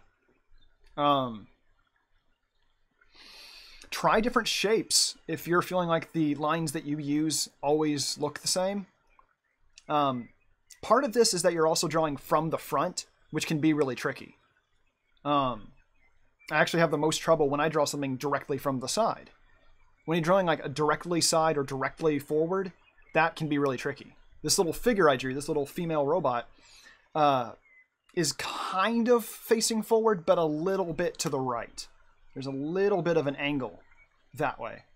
If I were to draw a line down the body, there's a little bit of an angle this way. Because that helps things feel a little more natural. Drawing things directly head on, where they're facing right at you, straight forward, that's really tricky. And yeah, I actually have a lot of trouble with the side as well. Jess, that's not just you. Trust me, it's especially hard from the side when you're trying to draw the shoulders. That gives me so much trouble. Which, when you can narrow it down to, okay, shoulders frustrate me, or the neck frustrates me, look up a lot of pictures on how people draw good shoulders and good necks or anything that's really giving you trouble. Specifically look for examples of ones that you think people did it right. And try to notice why theirs look right. And go like, okay, gee, their shoulders have all these smooth lines. Maybe I need to smooth out my lines. And, avoid tracing, but do look at the picture really carefully and try to imitate it. Because it's a good way to learn why their pictures look that way. Trust me, it's not going to take away your uniqueness. I know I've struggled with that, and a lot of people have, when they're wanting to look for a tutorial, but then they go, but then I'm going to lose my unique style. That's inside of you at all times for your whole life. That will always be there, because when you open a blank sheet of paper, you have nothing to look at. You'll have all your ideas in your head, but it's you that puts it all down on paper. So you will always have your unique flair. That is just going to be there for life. But when you look up tutorials, you're giving yourself more tools. It's like having different sized paintbrushes. Just because you looked up a specific size brush, it doesn't mean now all of your lines are going to have that size. You'll start to figure out different ways to use it. And exactly, then you've got a good idea, Jess. If you're going to just focus on improving and you're not really worried about style, the way I tend to discuss style, I didn't look for a style. I just drew a lot. And eventually the thing you keep doing over and over is going to become your style. It's just going to happen by habit. So really, people shouldn't call it styles. They should call it habits. Because that's really what it is. It's just the habit that you do over and over that becomes your style. Another example is to go off line of action. That can give you really good posing. Yeah, that can do a lot with it. And exactly, you're going to find this type of stuff that Max was mentioning just now. You'll find it and start to explore it and notice new techniques and notice your improvement faster the more you experiment and look at what other people are suggesting. It comes back to looking at tutorials as tools. The more tools you have, the less problems you'll run into. Okay, line of action is also a term in art, but apparently there's a website called Line of Action. Good. That sounds like it would be really useful then. Yeah, exactly. Like, sometimes you can literally find a tool, which is the website. Like, there's so much you can discover, and the more you experiment, that's key. I think you could honestly even discover a lot of this if you never had any access to anything. If you're just in a cave and you had no books, no internet, nothing. If you experiment, you will still discover and grow faster. So that's kind of the key, is that if you feel like you're stuck and you're like, man, I'm stuck on this, then experiment more. Experiment more. Try changing up your lines into weird ways. Jay showed up. Oh, you've got more. Oh, you've got work. Okay. I'm glad you showed up, Jay. Hello. Ow. Hit my elbow. Bye-bye. I'm glad you were able to check in, though. Yeah, I think the internet connection is somewhat stable. I'll see what happens. Maybe we do need to get new internet. Maybe that's what I need. But that's life. Things change constantly. And I'm constantly learning, so yeah. But what else was I going to say? Yeah, Jay, if you're still here, I'm also going to be doing the normal Saturday. Even if it'll become a solo stream, that's, you know, actually still just fine. It gives me time to do more chill streams like this. Yes, I think I did notice that, Max. That there's a new Spyro trilogy. I like it's called Reignited. That's cool.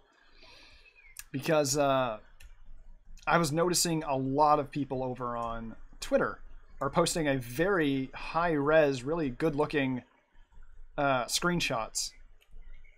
Bad grammar. But yeah. So, okay. There's a new trilogy being released. A Reignited trilogy. Good. I like that. Spyro looks really good in that, too. I like that.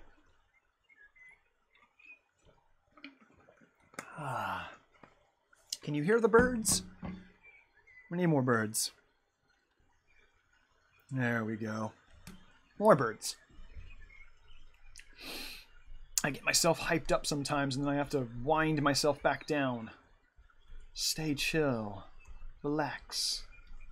This is a chill stream. Okay, it's an HD remake of the first games. That's more or less what I expected, but I'm glad to hear it. Drawing that armpit there. But yeah, one trick I was about to lead to, I just now remembered. Ooh, Blind Guardian. Yes, I love those guys. Let me do my signature thing for emojis that I like. There we go. Blind Guardian's amazing. They have an album based on Middle Earth from Lord of the Rings, and I love that. Yes! Okay, it is us. Good. Yeah, I really enjoy them. Believe that style would be called power metal. I'm a little rusty on my metal genres, but I believe that's power metal. But yeah, notice that because I was doing a lot of shading, I added those shadows over the image. His upper half is very has a lot of dark colors, and then his lower half is much brighter. I'm going to use the brighter colors on his legs and add highlights of him on the other parts. So, like the bright shade here. Let's even add a little bit brighter on his legs right here. This lighter shade I'm blending. I'm going to take this color, go up to the darker part that I added a shadow, and start adding that on the edges, just so that there's a highlight. I'm also going to do that on the muzzle here. That way I'm giving it a highlight. And that's helping objects pop so that they look very 3D. And I think I need more than that. Let's add more than that. There we go. And I'll continue to, as I work on the picture, you'll start to notice more and more. I'm reworking things. That's perfectly normal. Don't worry about that. By the way, Jess, if you are curious, I could do a red mark, like suggestion critique on that picture if you wanted that. Those are really quick and easy to do because sometimes seeing how someone would correct a picture can give you ideas. So the next time you're drawing and it feels like you're about to do the same thing, you can remember what someone else did and go, let's try that. That's where the tutorial thing I mentioned, it gives you more tools to think of and use. It lets you experiment easier.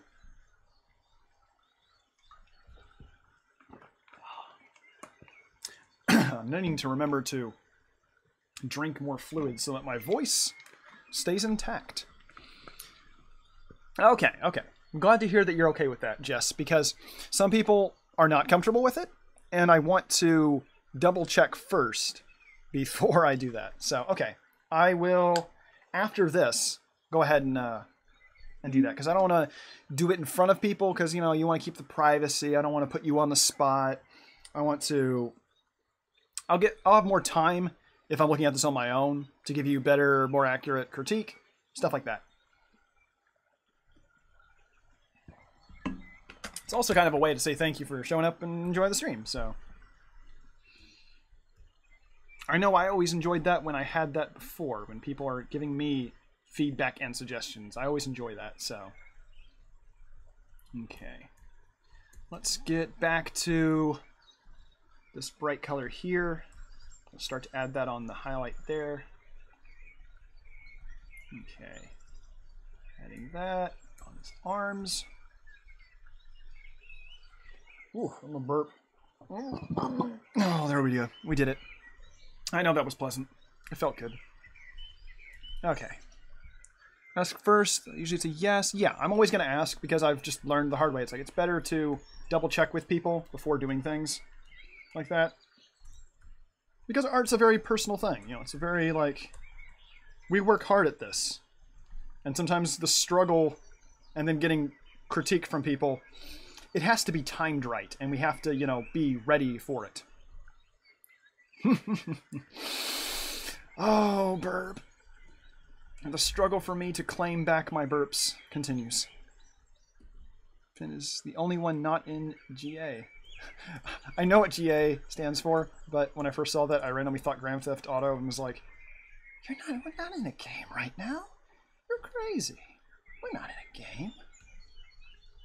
Okay. Yeah, I know it's Georgia. Anyway. Go. I'm gonna work on the highlights there. And I'm gonna add some shine now. Sometimes I will go overboard to really help an object pop, and then I'll blend it back in. So right now, I want this muzzle to pop. I tried adding some light colors, but it still looks really flat to me. So what I'm gonna do is take a white. The opacity's somewhere around like 30 or 40, somewhere around there, whatever you want. And then I'm gonna add in the shine. Just bright white shine on his nose. Fox noses are a bit more narrow than dog or wolf noses. I know some people like to kind of blend wolves and foxes together into one type of hybrid creature that people draw a lot. That's fine. Art's what you want it to be. But personally, I really like to emphasize if it's a fox or a wolf. So here I'm going to really work on making sure this looks like a fox. So I'm also going to add a little bit of highlight white on the edge of the nose, the muzzle, because I really want this to pop. Now obviously this is kind of extreme, so then I'm going to blend it back into the rest of the color. But that just helped me emphasize the muzzle. Oh, I need to play this kind of music sounds more often because, oh, that's relaxing to me. Usually I'm listening to the chiptune channel. That's what I do most often when drawing. It helps me stay in the mood and feel kind of active. Otherwise I'll fall asleep. But, oh, this is relaxing. This is helping me stay calm and chill. Don't know if I want the gray in this nose booper, or do I want to add some other colors? Soft murmur. Hey, exactly. Find the channel that relaxes you the most.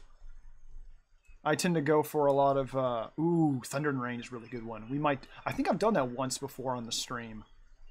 Ooh, I remember one Halloween. Yeah, Halloween we did the ghostly sounds. That was a treat. I didn't expect that to go how it did. Okay, I need to add lighter colors on his tummy. The tummy fur must be lighter. There we go. Okay. Because technically this is a white. And I want to emphasize that it's white even though he's in the shadows. So we are trying to keep the lighting and shading without it looking unnatural. So I'm slowly adding in lighter and lighter colors on his tummy fur. That's the scientific term. tummy fur. Wolves and foxes both have narrow snouts. To a degree. If we're going on the spectrum, then yeah, like bears would have the widest muzzle, and then it goes down to wolves and then foxes. But comparing just wolves and foxes, foxes definitely have that more narrow muzzle. They also have a bit of an arc like this. You'll notice it most obvious with Zootopia. If you look at Nick Wilde's muzzle, he has that weird little arc. And alrighty, Jess. BRB. Birb. I'm loving that. Let me do more emojis. I love emojis. Okay, hold on. I'm also very inefficient at typing. As is clear. But yeah, let me see. Adding more of the highlights. That's right. Not going. Oh, okay, okay. I thought you were. See what you've done, silly? You've confused me. Whenever someone types in Birb, I think they're doing BRB. Gotcha. He's got too many nicknames. So I blame him for that. In the most loving way possible, it's your fault, Birb. Okay, so now I'm still trying to make it look 3D. And yeah, your name is, one of your names is Birb. Is true. Is true. Okay. Notice that all these chunks of fur are happening because of the direction of my pen, as I mentioned before. Oh yes, but you can also blame me. Hooter Dooter. I like that nickname. Bird, not Birb. I honestly call you both.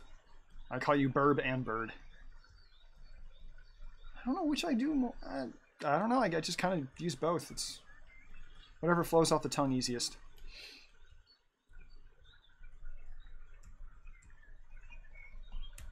It's also good not to rework something over and over, because that's another thing I tend to do. There we go. Sometimes it's better to just work on something a little bit and then move on. Just move to something else. Because if you overwork it, you'll just get yourself frustrated. Like I was starting to do on this chest. It's like, just move. Just move on. Okay. A little bit more there. Now I'll move back. Let's correct this nose a little bit. The booper of the nose. As opposed to the muzzle. This pen, it's now PenMark. I'm fine with that. I need to work on my pun game, but yes, I love puns. My drawing is staring into your soul. What do you say? What do you do? Wave back. That's what I do. I wave at it. Just go like, hi drawing. If it gives you the heebie-jeebies, then rework it. But otherwise, have fun with it. I love that experience actually. When your drawings get an emotion out of you, that's a good sign. In my book. Let's see.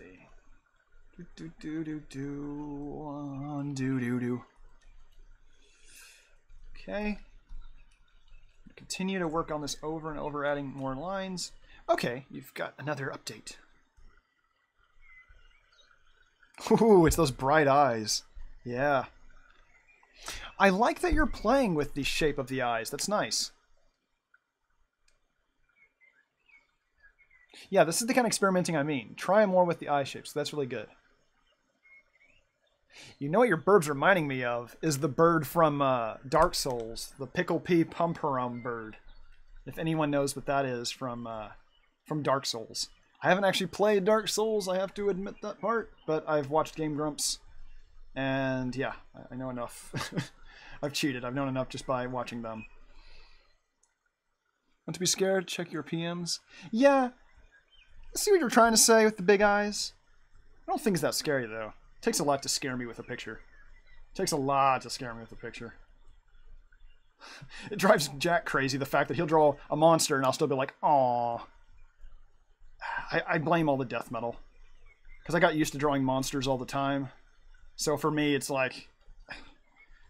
I could draw a 3-limbed weed monster and I'd be like, oh, look, he's so cute. Look at that little stalk with the eyeballs staring into your soul. It's so cute. It's just, I don't know. I have fun with it. Exactly. Like, now, games, on the other hand, I don't do scary games or scary movies. I don't do those. My body has given me the sign that I don't do that. But with artwork, I love it. With artwork, I don't know. It's chill enough for me, but at the same time, yeah, I enjoy it. I'm also realizing I might need to shrink him down because he's kind of... Either I'm going to need to shrink him or I'm going to need to enlarge the tree. Let's make a copy just in case. Now, do I need to shrink him down? That looks much more accurate. Let's see, what could we do? I remember that, yeah. I have to agree, Birb, that one was not cute. That was not cute. That monster with the bloody face, no. That got into the creepy realm. Let's see. But yeah, I enjoy drawing monsters. They're fun, they're weird, they're just, I don't know. It gives you artistic freedom to draw whatever you want. I can see why why Jack does it all the time. Great, I'm confusing you two now.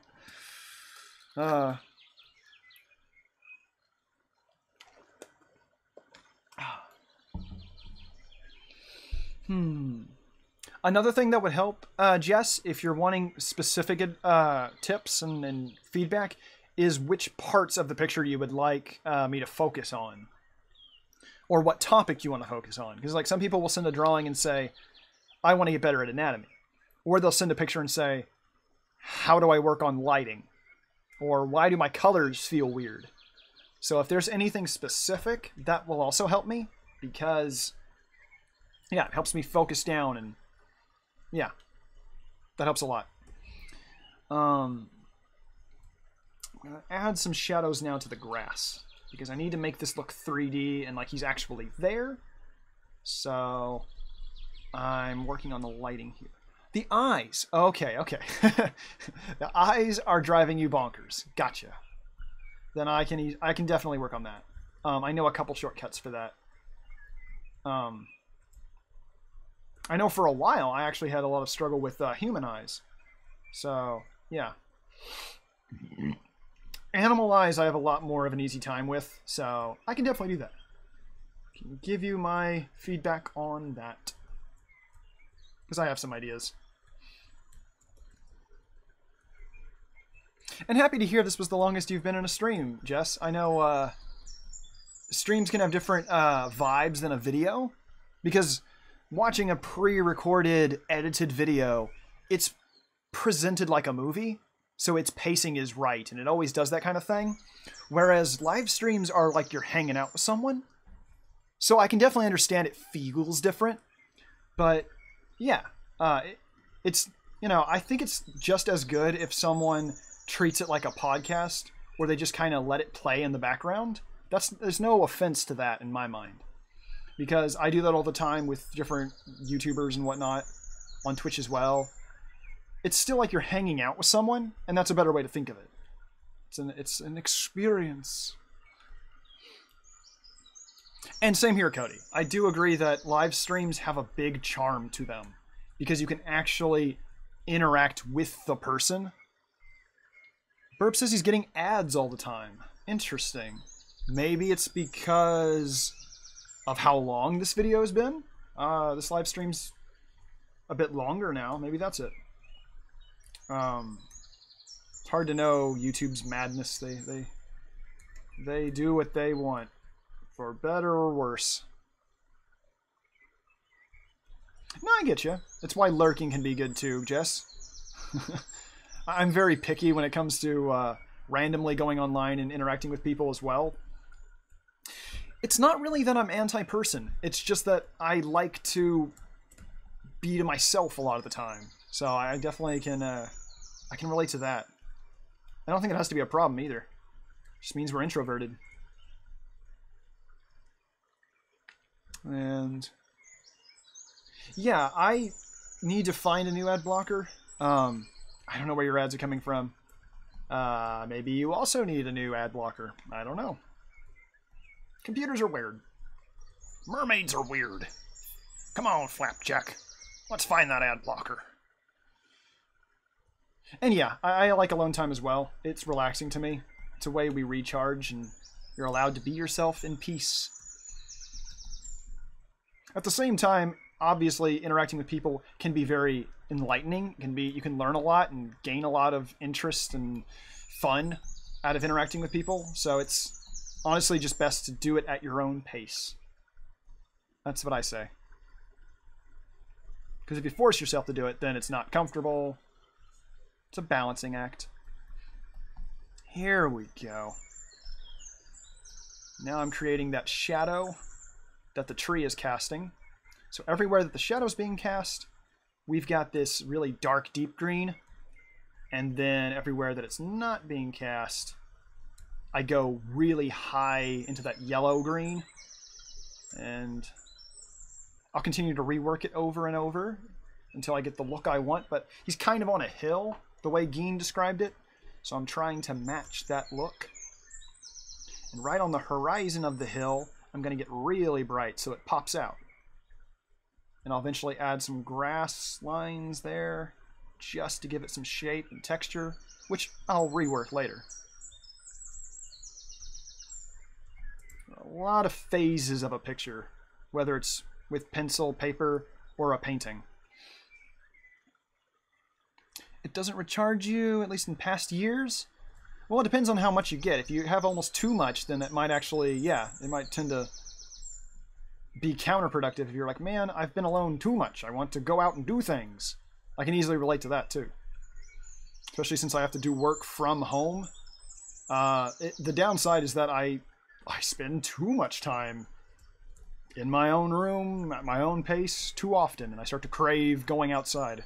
So everybody has to find their own balance of what feels right. I think there's a little too much yellow for my liking. Maybe I want to add more green. Let's see. I'm going to play around with the colors a lot.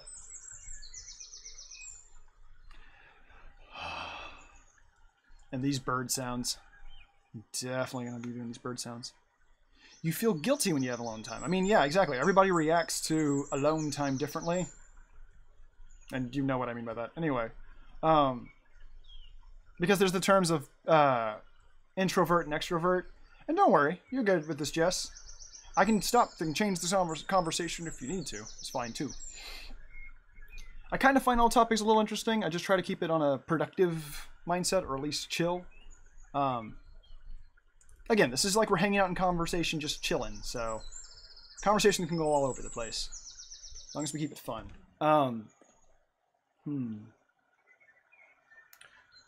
The colors are giving me a little trouble. I'm not sure if I like these greens and yellow. I kind of like it, but I'll need to keep working on it. I think I'll move back to the fox now. That's what I do. I jump around the picture. When I can't make up my mind, I just move on to something else in the picture. So let's... Okay, I'm getting the lighting here. Here we go. Let's start to add some of the lighting on his legs. There we go. I like that. I like that.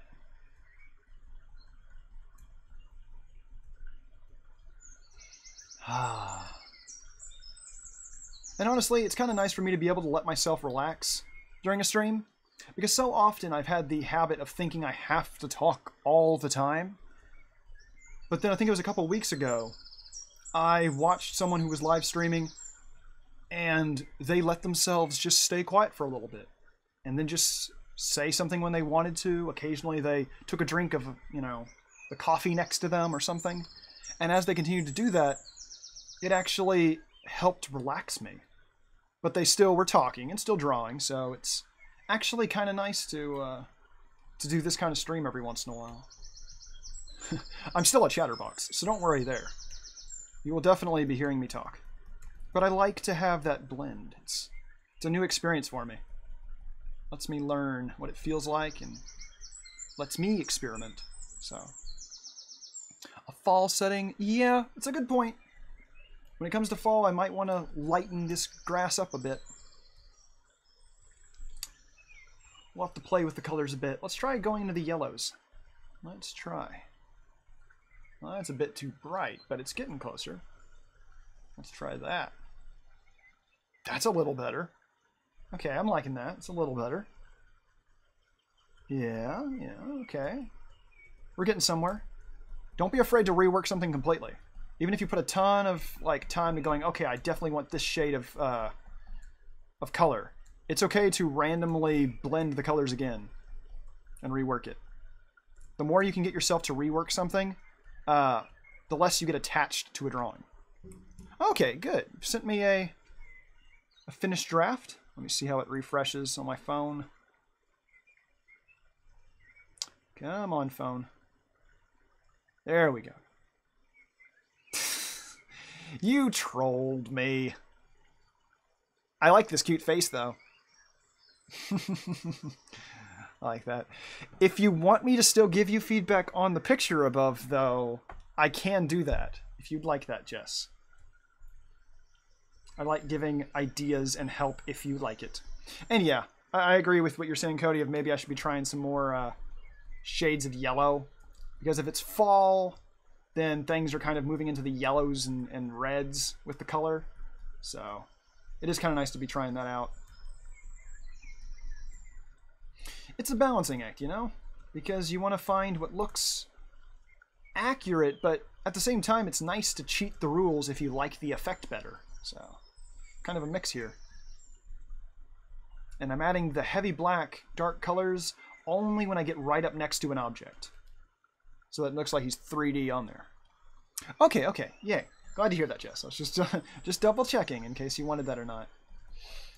I would definitely like to. If it gives you any ideas and help. Okay, so now at the edge of the grass, let's go lighter again, and yeah, right at the edge, we're adding that really light highlight there, the yellow. Because as grass starts to fade away, it does go kind of yellow. So let's try into that. Ooh, listening to live music is really fun. Especially with the interaction of the audience. I love that so much. Do more hands. There you go. There's something to be said for when you let yourself just draw something that you already like over and over. I think that's underrated. You know, people will be like, oh, you just draw that same thing over and over. Why does that guy always draw rabbits? It's actually kind of, you know, therapeutic to let yourself just draw what you like. Go back and forth. You know? We talk about the rules of art, but honestly, it's all about what are you trying to go for? What's the goal? And if the goal is an experience of just, I like the process, you know, for hobby and stuff like that, do it. I think people get too narrow either on themselves or others about how you should do something.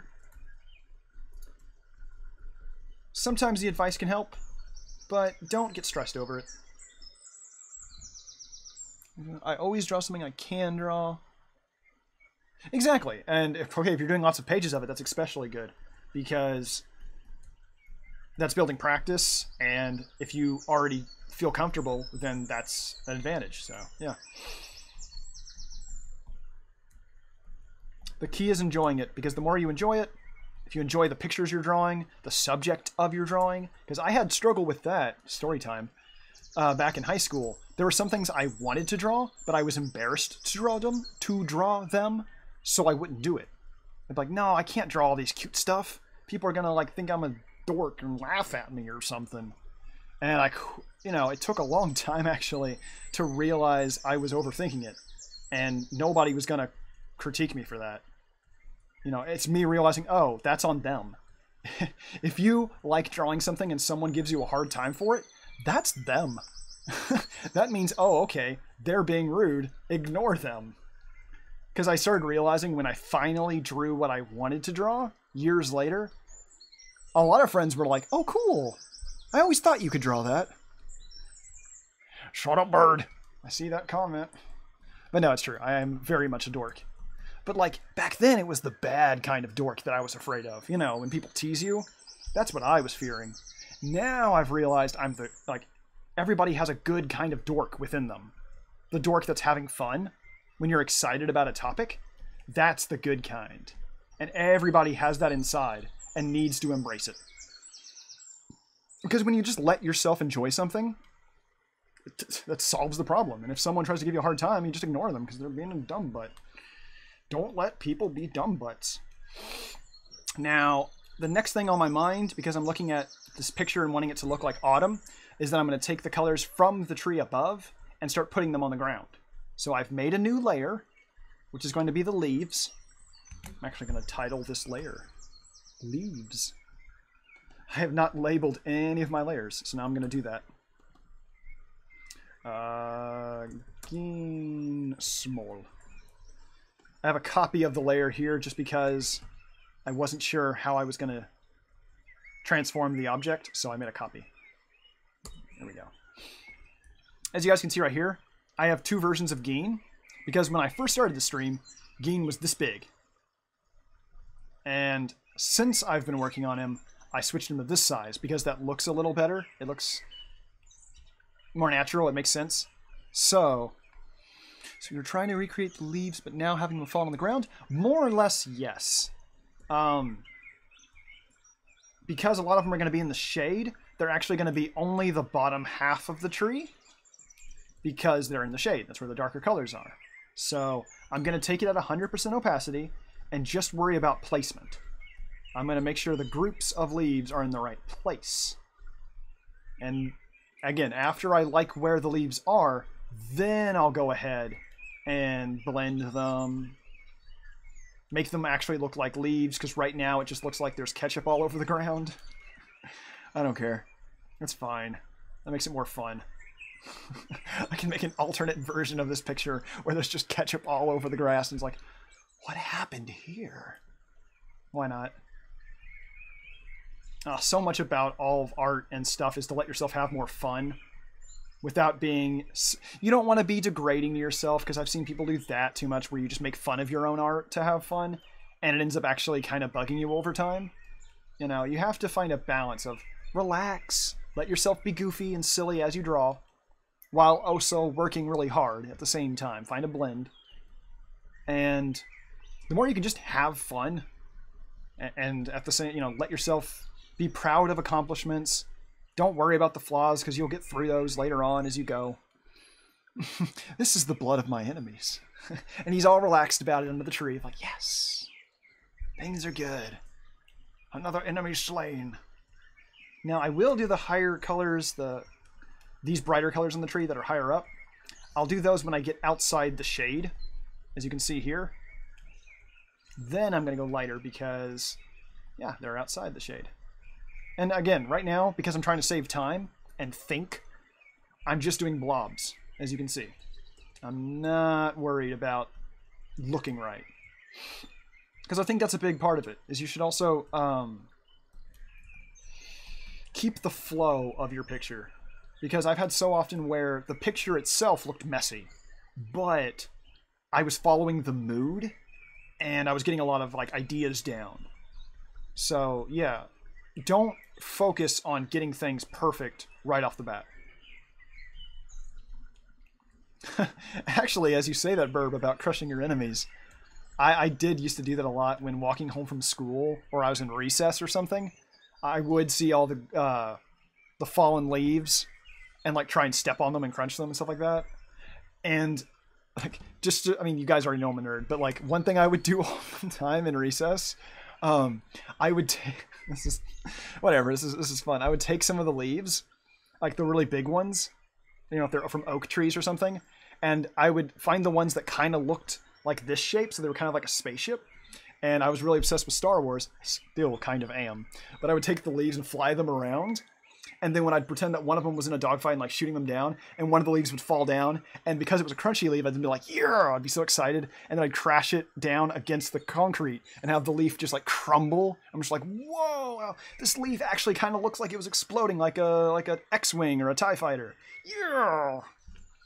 I did that so much, and I will shamelessly say that I kind of almost would do that right now, because that sounds fun. A part of me could easily go over to my Legos that I have in my closet and just play with my Legos. Like, let yourself embrace that kind of fun, no matter your age, nothing. I mean, look at Game Grumps. They uploaded a video of playing with Legos, I think like a couple days ago. Stuff like that should be embraced because it's fun. it gets you through stress. It lets you enjoy life better. It's things that people should let themselves do. And I forgot to label this layer. Leaves. Wait, how should I call this? Tree leaves. There we go. Tree leaves. And because I want this layer to stand out, you'll notice that I'm adding a bunch of extra S's to the name just so that when I press OK, I look over at my layers, and now one of them has a bunch of X's, so like it stands out, the title stands out. Let me show you. Look at that. The fact that I'm giving some of the layers extra emphasis, and gonna add that. I'm adding extra letters and text into the layers title because now it stands out and it's easier to look at when you've got a bunch of layers. Anyone who's dabbled in digital art has realized that when you have a million layers, it's easy to get lost in them. So if you can give some of them a whole lot of extra letters, it stands out. And then some of them only have a few letters. So stuff like that is one shortcut I've done to keep things organized. They are not organized. They don't plot, they don't scheme. They're just chickens. Using my middle name, Birb, how dare you? How dare you? I don't care. It's a name. Oh well. Now I'm moving to the tree, because once again, I'm getting easily distracted. But it's fun. It's fun this way. Gandalf decrees that it is fun this way. I'm not trying to rob you. I'm trying to kill you. I guess I won't stop you, Birb. You're allowed to... Actually, yeah, I wouldn't be having a problem with that at all, actually. I wish I could travel more often to visit people. I could yell at him like a mom. I don't think we really yell that much in this household. I mean, we make silly random sounds, and some of my family sings at each other, but that's about it. Exactly, I have that same vibe, Cody. I actually kind of like my middle name. Apparently, when my parents were naming me, we almost called me that. They almost named me like my first name, Alex. But apparently, like after a couple days, they were like, nah, Richard feels better. So then I became Richard. True story. Okay, so adding more shadows onto the tree itself. Though I am going to start to add in some of the highlights along the edge of the tree. Right there. Let's let it get a little brighter. There we go. More of a warmer shade. Just along the edge so that it becomes more 3D. There we go. Yeah. Just blending it away. And eventually I'll go in with this and start adding texture. For now, it doesn't really need it. I'm just trying to make sure all the colors are right. Because from a distance, when you zoom out, it'll look... You'll have a good sense of how does it look. Because the textures and stuff happen later. Okay, let's see. Yeah, a little bit of highlight there. Yeah, okay, there we go. There we go. Now I might change the layer there. There we go. The stacks of leaves look better on the top layer because they're going to overlap the tree. There we go. There's a pile of leaves there. Geen did also mention that he wanted like flowers and leaves. So like if he wants a mix of them, I'll have to figure out what's the ratio of leaf to plant. I'll have to test that out and find out what he likes. Which is why I won't let myself do too much work right now on finalizing stuff. Because if Geen were to look at this and say, actually, can you change up a bunch of stuff? Excuse me. If he wants me to change up a bunch, if I still have it in the rough draft phase, it'll be a whole lot easier to change stuff. So that's a thing on my mind as well. Let's add in some reds. I haven't really added in as many reds on the leaves. There we go. Yeah. Let's even add that texture. Yeah. There we go. Ooh, whoa, that was dark. But it actually kind of works. There we go. Yeah. See? You gotta experiment. Sometimes you find something by accident. Because adding in that dark red's actually... I'm liking those up. It's making it look 3D. See how there's like pile now? Because I've added in that dark, it's like a bit of a shadow. And true, Birb, we've already run into that. Of people thinking that my name is Mark. Because I think we've had a couple people in the server. I think I've had people... previous customers do that. I've had that all the time, actually. Which, again, I don't really mind. Eventually they may learn the truth of my real name. And that's fine too. But, yeah. I am not a Mark. I am not a Markiplier. I am not a Mark Zuckerberg. What other Marks are there?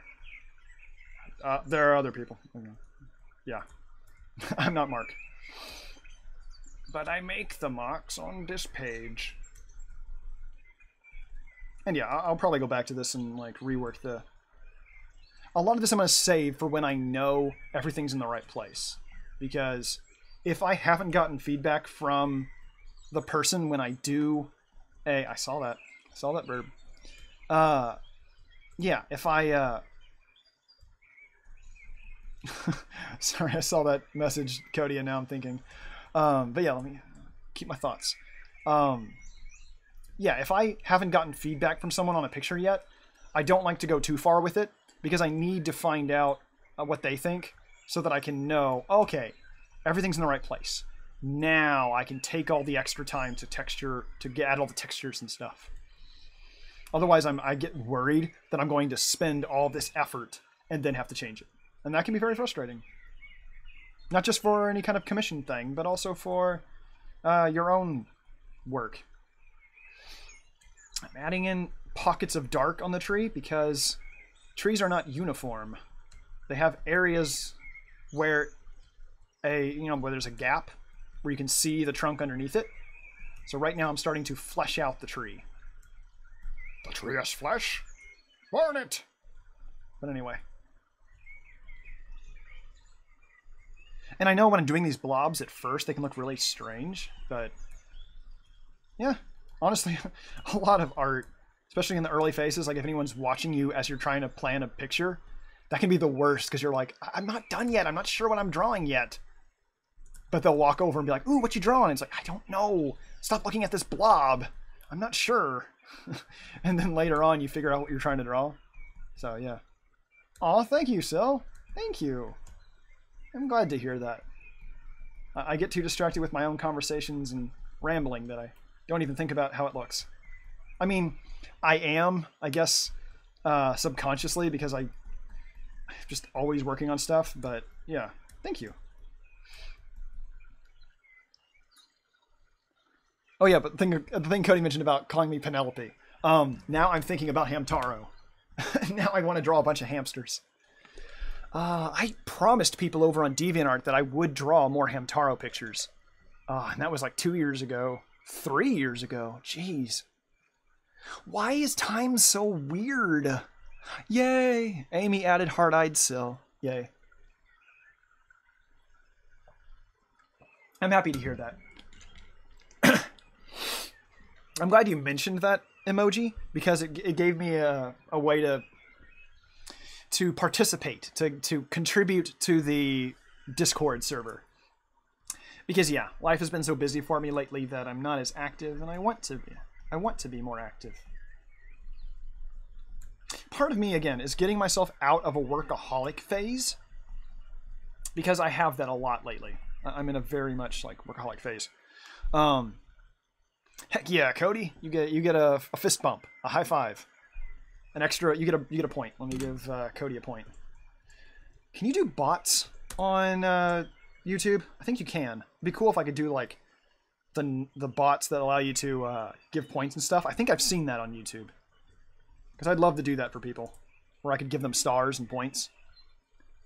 Oof, 3 more years. Oh wow, yeah, exactly. Time is so weird. You think something's going to be far away, and then all of a sudden it's already here. And honestly, that can be a good and bad thing. Like, you can think like, oh no, I don't have time. But actually, you do have time. I don't know why I did that hand motion. But yeah. Like, oh no, am I running out of time? It's like, honestly, everything's always changing, so you don't really have to worry about what if this phase is tough. Because time's going to pass, and things will change. New opportunities are going to show up. So you just kind of have to be patient with yourself and find things that relax you as you go. Life lessons with PenMark. I see another message from Jess. That was fast. I like this. I like that. I love that little cartoony face that you have in the corner. Just like this, to me that looks, I love doing stuff like that with all my thumbnails. I love to be really fast and like silly with it. Freaking Birb, why does your nickname have to be silly? I want to use that word in my vocabulary without it being a name. Oh well. You shared a link. Foospot.io. What is this? Oh no, it was a trap. It wasn't a trap. It's a trap. Is it? The most feature-rich chatbot for YouTube gaming. Now, if it's for YouTube gaming, is that the gaming app or just anything on YouTube? If it's anything for YouTube, that would be good. I'll have to investigate. Let me save that window, though. Thank you. This will need to be said in voice. What will need to be said in voice? I don't know what you're talking about. A boot.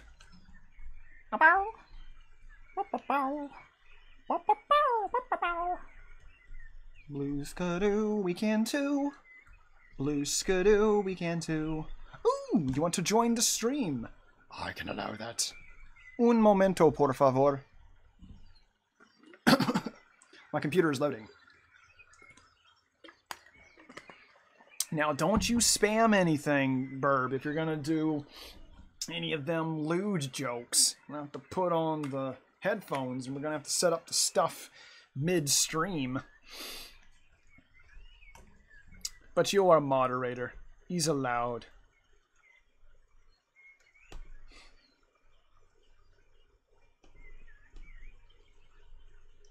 Let me give an appropriate reaction to Jess's picture here first. There we go, there we go. Okay. Okay, what is the thing, I wonder? Now, this will be a little, I've never done this mid-stream, I don't think, but it shouldn't be too hard. Yeah, we'll have to work it out, how we're gonna do, group streams later on, because I do want to. For now, though, we have to do it, I try to get people, like, in test streams first. For now, though, I try to keep it just to moderators. Keep reminding me, Jess, because I've also mentioned with a friend, Sari, on the server, has also mentioned that they want to do streams with me. I do want to do that. I have to do it one step at a time, because if I try to bring in a bunch of people all at once, then I get a lot of people at once, and it's hard to sort out. So keep reminding me, because I do want to try that. I do want to try more people into these streams. Okay, so I will join the call. Come on, Birb. Come on, Birb. First I will hear you, and then, there you are. Now I need to go into OBS, because right now they cannot hear you. Yeah, I have to reset the settings and whatnot, because Macs are weird. Let me go. For now, they think I am talking to myself. Okay, so thank you, Jess. Thank you for being so patient. Yeah, because I do want to add more people in here. It's just been like a slow step for me. Heck, it took a while before I even got Jack and Sil on here. So, yeah, it was at least like 3 months. And I still have the picture I first did when you guys, with that very first stream on Twitch, where I did Spyro. I still have that picture. I haven't even posted it yet. Okay, let me go into sound. I have to click my multi-aggregate device, which allows multiple sounds. And then I think I have to reset Discord which just is one click. So let me go into that, go to voice and video, and then click reset voice settings. Okay. Let's let it load. Hi. Okay, are you in here? I think they hear you. There we go. They hear me. Guys, some of you can hear me. Yes. I think you just went robot, but they can hear you. So what were you wanting to say? Okay, so when you said foosbot instead of like fussbot, Yeah, foos. that reminded me back when I was like 5. Yeah. They had like these caramel apples that you get on, where like they have these apples that you get at fast food restaurants. You know that, right? Vaguely. We have And, different things here, but yeah, like they'd give you the little apple slices, and they'd give you a little thing of caramel to dip it in. kinda, For yeah. some reason- Yeah, we had versions of For some that. reason, Huh. out of nowhere, I was like, "Is that pusa? I don't want pusa. Don't give me the pusa." Wow. Just made up that word. I already And I was like, don't get... Anyway, I guess it wasn't just- that much into the... No, I just said. And I was like 5. When you were So, like, 5? Yeah, I was like 5. Oh, wow. Okay, okay. And I just like apparently made up that word, and apparently that was caramel because I didn't know what caramel was, so I called it pusa. That's I don't very know- random. Yeah, Huh. I have no idea where that word came from. And I Yeah, used that word I for mean- like, the next. I used that word for like 5 years Really? because I still didn't know what caramel was, so I just said pusa. The word choice is very unusual. Yeah. I don't like know quirks like how that. I- Quirks like that make for good stories, though, because I mean, I can't think of any off the top of my head, but I know we had nicknames in the house that we would refer to things as, and then later on learn, oh, that's not what it's called. Oh, of course, my mind's gonna blank. I can't think of any right now, but I love stories. I love stories like that. I have no idea where their word pusa came from. I don't know what your 5-year-old mind was thinking. Caramel. Yeah, Cody. He says it. Are you saying caramel? Right? It switches. Sometimes I say caramel. Sometimes I say caramel. Yeah. I If you're remember saying having this if you're discussion saying, yeah, no, exactly. We've had this discussion before on the Saturdays. yeah, Because I always say just caramel. I just say like caramel, which technically the way it's spelled should be caramel, but I don't know. I'm also Appalachian or random. Appalachian. Say that again. Appalachian or Appalachian? Always Appalachian. Appalachian. Isn't it Sheehan? Appalachian. Like, no, like a shin on your Appalachian? leg. I always go Appalachian. Appalachian. Huh. I guess it's Appalachian. But no, I've never done Appalachian. the other thing you said. I don't The do that. Texas accents came out when you said Appalachian. I mean, spoilers. I'm from Texas. I live in the South, Oh, yeah. y'all. Howdy. And cowboys and stuff. Isn't that what we say here? Oh, I have plenty of that. It's just, bang bang. I have my. yep. I got cactuses and horses and yeehaw. We do actually have we actually do have a lot of horses around here, but Oh, we there's also a have farm. normal city streets and buildings. So Yeah, there's a cattle farm right across my subdivision. yeah, we do have some farms and ranches, so there is that Texas charm. But we also have like just normal buildings and boring cars. We also just have the normal stuff. So yeah. Just need to ask how many trains have been robbed recently? I mean, we've got dart trains, and I hope those haven't been robbed. The stagecoach is getting robbed. Oh no.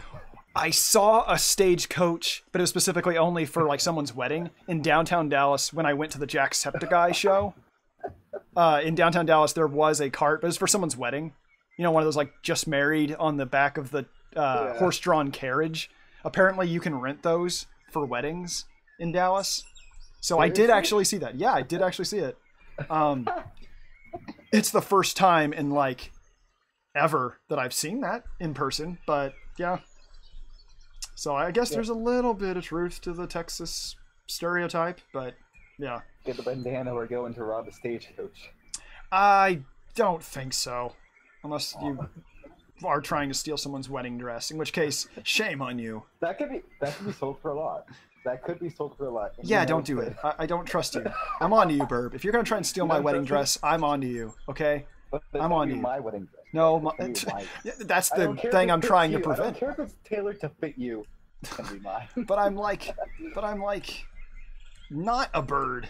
You have to have custom wedding dress. Why are we wearing wedding dresses? Anyway, yeah, We don't know you'd wear a pest. a pest dress. Calling me a pest. I mean, I know I talk a lot, but come on now. You dirty rodent. I mean, there's a fair amount of that. And Jess is calling out. It's like, no, you'd be wearing it, Birb. And it's like, yeah. I think it would be both of us. I would be willing to put on a wedding dress, but I'd have to find a woman who's really, willing to put up with me in that. Who knows? Oh, I thought you were gonna say who's gonna put on the tuxedo. It's up to us. If I find the woman who's like, hey, we could both wear wedding dresses. I don't give a shit. Excuse my French. Then yeah, it'd be fine. And yeah, I've had trouble with that. Still is apparently a little hard to hear. Try talking now. La la la la la la la. Okay. I have to always adjust the volume because Discord is weird. I'm glad you let me know, Jess. Thank you for that. That'll be a thing that I'll get used to over time when bringing other people in as well. I'll learn where on the gauge that I should be adjusting people's voices. You'd think by now I'd get used to it, but I'm still half the time having to change it midstream. But yeah, it just comes with practice. Just says no problem plus or minus. Wait, no, plus and minus. Clearly. No, I think you're right about plus or minus. Yeah. Isn't that the plus symbol? or minus or plus and minus? I don't think Pretty it's sure plus it's and. plus. I've always heard the term. I don't know. Mermaids are weird. Math is weird. I always thought in math class they said plus or minus. That's what I remember. Well, because it's the positive version and it's also like the negative version at the same time because it could be either answer. Yeah. Oh, Open the stream with a sound check. Man, it's a good thing we're not the ones deciding things, because I'm certainly not good on ideas. Thank you for that, Cody, because that clearly makes more sense. Yeah, and also, I have thought about it. We might as well, I mean, we're mentioning it now, but we can bring it up again with Jack, is that I want to do, like, more structure to the live streams, just so that it's easier to keep track of everything. We should probably introduce ourselves whenever things happen on Saturday streams, just so that people who are new will not be clueless. And plus, I tend to have a bit of fun. Yeah, I know, right? Hey, Jack. I'm still. Oh, I died. Anyway, that's your signature thing now. I don't know why, but it just is. Is it? Seriously? That's my signature thing? That or the fart gun. But I always find it fun when I'm watching a stream that I'm familiar with, or a video that I'm... There it is. There's the fart gun. When I watch a video that I'm already familiar with, and they do the intro, it's not really for the sake of me being introduced to the person.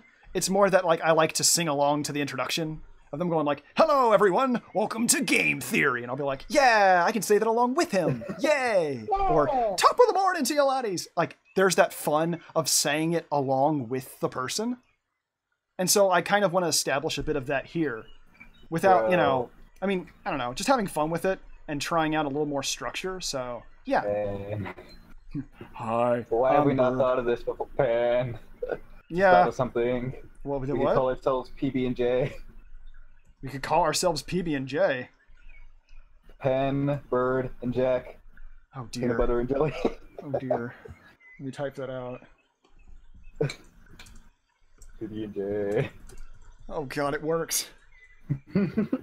Oh no. That might become a thing. Why have we not Gosh thought of this darn before? it, Birb. You've given us a good idea. What have I told you about that? Oh no. This yeah. is not entirely clean of alcohol. We'll run that by Jack, see what he thinks. I am the dictator here, but we can still test out and see if that works. I didn't say you have to worship me. I don't know if I'm qualified for that. I haven't been certified, but I don't have the check mark by my name. I'm not certified. But not certified for worship. And then we could call our trio the Sandwich Club. Cody, you're on a roll. These are good. Man, why can't I come up with ideas? All I can do is I paint thought that these was a pun leaves. because you said you're on a rabbits. roll, and a roll is like what you put a sandwich. Pen. Oh god, more puns. I mean, yes, that works too. Yeah. Also, a thing I'm realizing here with the gaps in the leaves where I'm putting these tree trunks that are showing through everyone. I'm kind of doing an illusion of like, how to put it. If you think of paper cutouts and you have different layers to them, something right here. Sorry to go into lecture mode. I do this sometimes. The nearest layer is these leaves here, everyone. That's number 1. The tree trunk would be number 2. And then I'm realizing that if I put a layer of red like this, it becomes the 3rd layer, which is really far back. And I'm realizing whenever I do this, it actually works. A couple times I wasn't doing it, and I wondered why it felt weird. And then every time I added in this dark red, I was like, oh, that looks right. That's what I was looking for. And so here's a good example of it. Say what? You know, there's like mosaic types puzzles where they have the numbers and you have to fill in each without the each Yeah, color. it is a lot like that. Like that's kind of the mosaic best puzzle. Yeah, it's a good Mosaic puzzle, whatever. Mosaic. Yeah, I was like mosaic, purgatory mosaic. It sounds more like a little like a song or something, because it's like mosey on. All right, this is Wonderwall. Yeah, exactly. Okay, so I'll keep that layer as well. These are a bunch of things that I can share later on. This is no longer a tool stream, by the way. Yeah, you know, it was chill enough. And again, this gave us a bunch of ideas. The whole point is we're hanging out, and that's the goal. Yeah. And bird invasion. Yeah, the birds invaded. We can blame him later. Oh, I'm out of coffee. Oh well. But And then get another Snapple bottle. I don't want to go too much further on this picture. Oh, Mart showed up. Maybe we can do some some surprise requests. You showed up in time, Mart. Hey, yo, surprise Mart. request. I'm gonna do some Time requests. for Bird. Yeah, I might do that. I might. It needs to be in a snow globe, remember? True, it would be in a snow. Well, that makes it even more complex. Is this little owl in a snow globe with the shirt? I mean, that makes it even more complex. Yes, because it was during the snow globe stream, remember? We did, yeah. It was part of that. But yeah, I'm going to say this picture as is and not work on it anymore because I need to get. Whoa! Careful, you're shuffling. Whoa. Sorry, Sound warning. I had to get up when I shake my Snapple bottle. It's okay. I shake bottles really hard. Like, well, that's fine. I need to get up to stand up. I need to stand up to shake them. Shake. Yeah, I understand that part. Have you ever heard the pop of a Snapple bottle? I do not know if I know that or not. There we go. Oh, okay. Yeah, I think I know what you mean by there. So satisfying. Yeah, I understand that. It's the same with if you ever do the Ramune bottles from like anime conventions or any kind of Japanese shop, those Ramune bottles. Aren't those ones where like you pop the ball in? Yeah, you pop the ball. Yeah, that's also really satisfying when you do it. And thank you, Cody. Cody's saying that I've made a good amount of progress. I think so, considering this started out as just line art, which I still have. Well, Pen. Thank you. And I'll see what he thinks of these colors and the lighting. Eli, welcome aboard, Eli. That's my friend and my sister's friend that we've known from college. Oh. Heyo.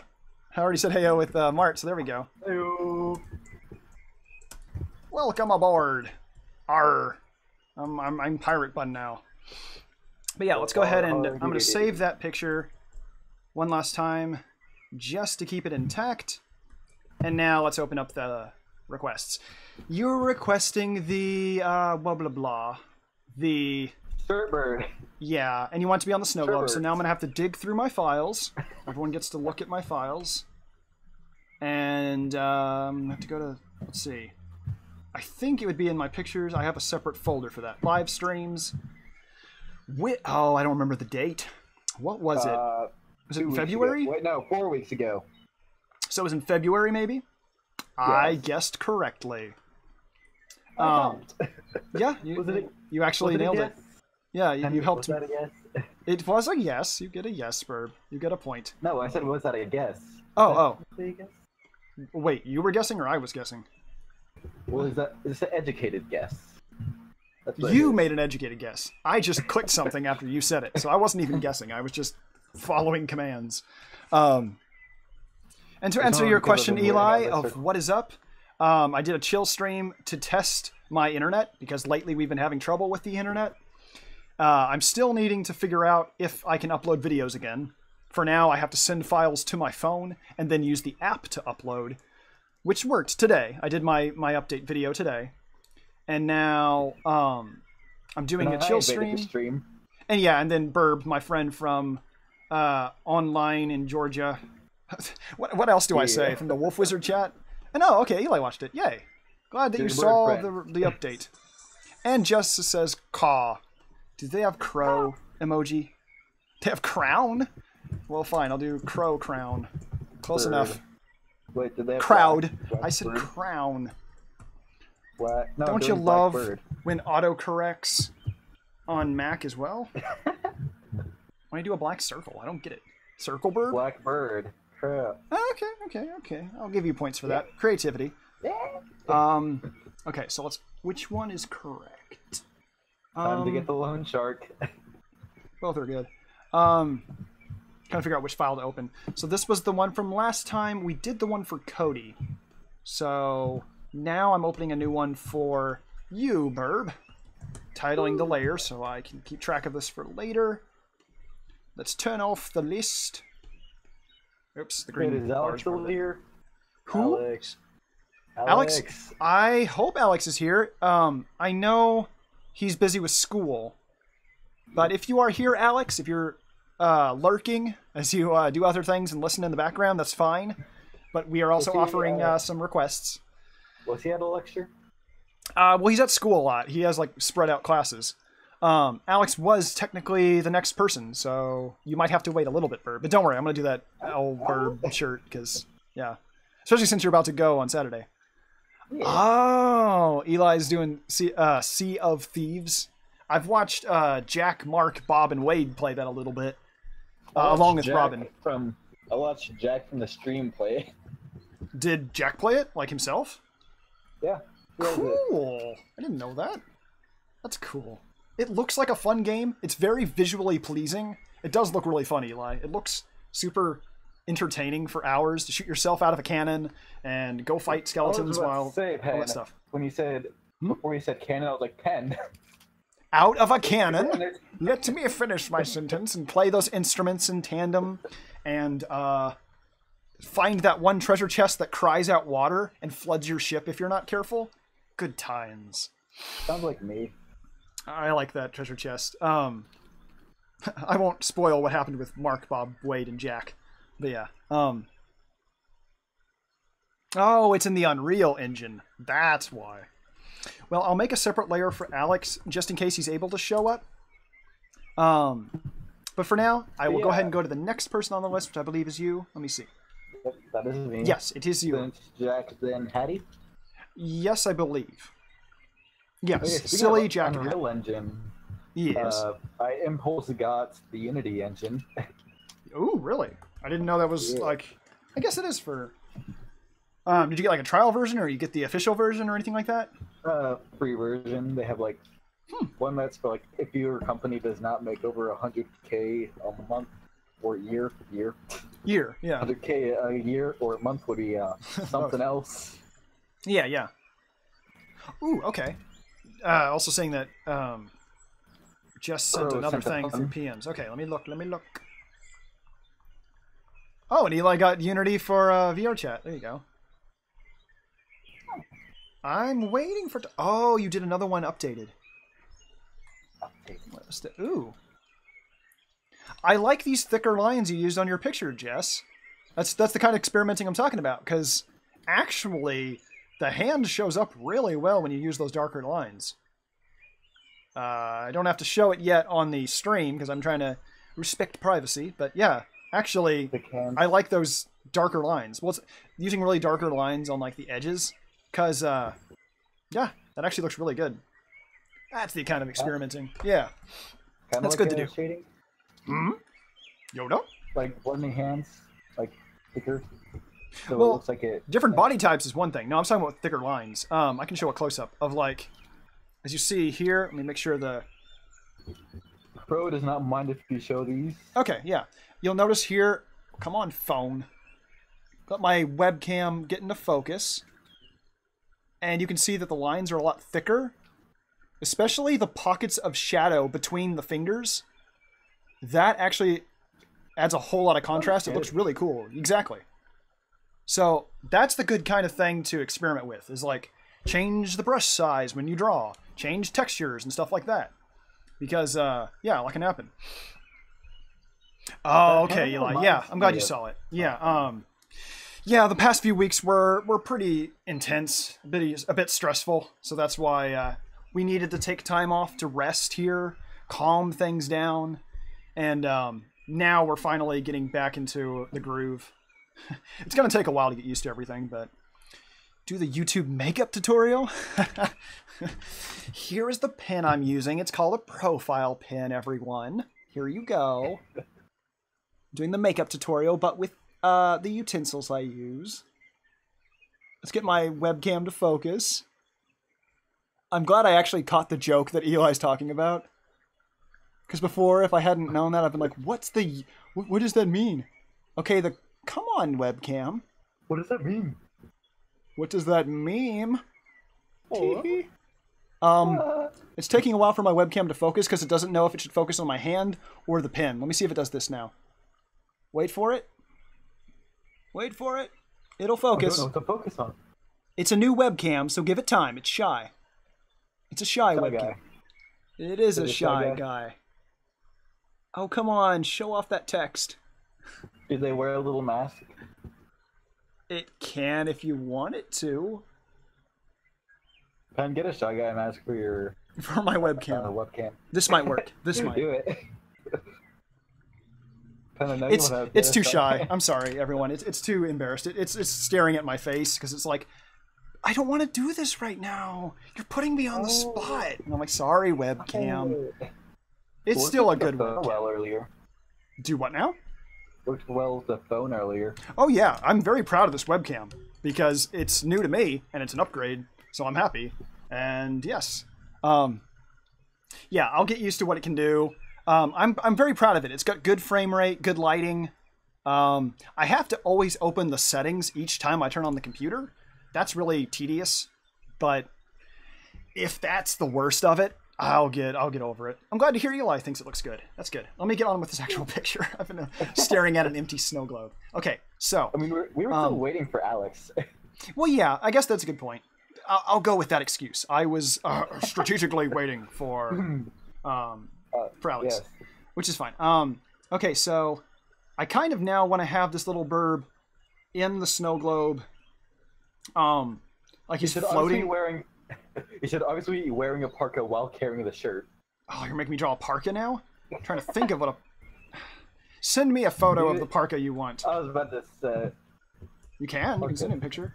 Let's see, let's get this sketched out a little bit. I'm gonna give him the really big eyes. Like big, wide-eyed owl eyes. Super shiny, too, because he's cute. You gotta add shine to make him cute. Gotta shine. There we go. You got that shine. Shine. You got a little tiny beak because he's an owl. It looks so sad. Oh, well, I can make him angry. Don't worry. That's better. See, he's not sad anymore. Now he's an angry bird because he stole the shirt, but then he fell into a snow globe. Don't you hate when that happens? The parka. Oh, okay, Eli. You were about to go to bed for work tomorrow. I get you. I'm glad you were able to drop in and see the madness of my streams, because I jump to many tandems, especially when friends invade into the voice chat. It wasn't an invasion if you let me in.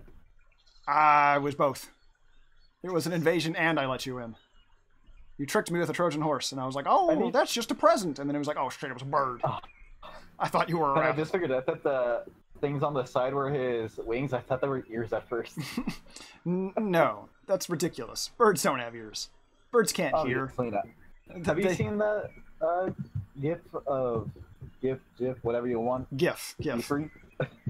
Of what? Like someone showing an owl ear? No. but I understand anatomy enough to imagine what it would look like. But I have not actually seen a bird ear. I know they're like probably buried in the feathers somewhere. I found the video where I first saw it. And yeah, Eli, if you're having to go, we do I do streams every Saturday. I try to do them on Tuesdays with Jack. This here is my friend Silly, or Birb. And I have him join in on Saturdays. And I might be having a lot more streams as I get more comfortable and into a stable schedule for future random streams like this. Eli, don't ruin the surprise for Pen. Yeah, exactly. Other people just like show up out of nowhere and I'm like, oh, surprise. No, I mean like look at the chat and you'll see what I mean by owl ear. Oh, in the Discord chat? Okay, yeah. let me go back to that. I've got it on my computer, but I'm still playing up the phone. Let's see. Where's the ear? I'm looking. I don't see anything. I just see feathers. Wait for the GIF to load. What? Yeah. What? Whoa. Huge, too. Guys, birds have ears. It's actually kind of weird looking. Huh. I know, right?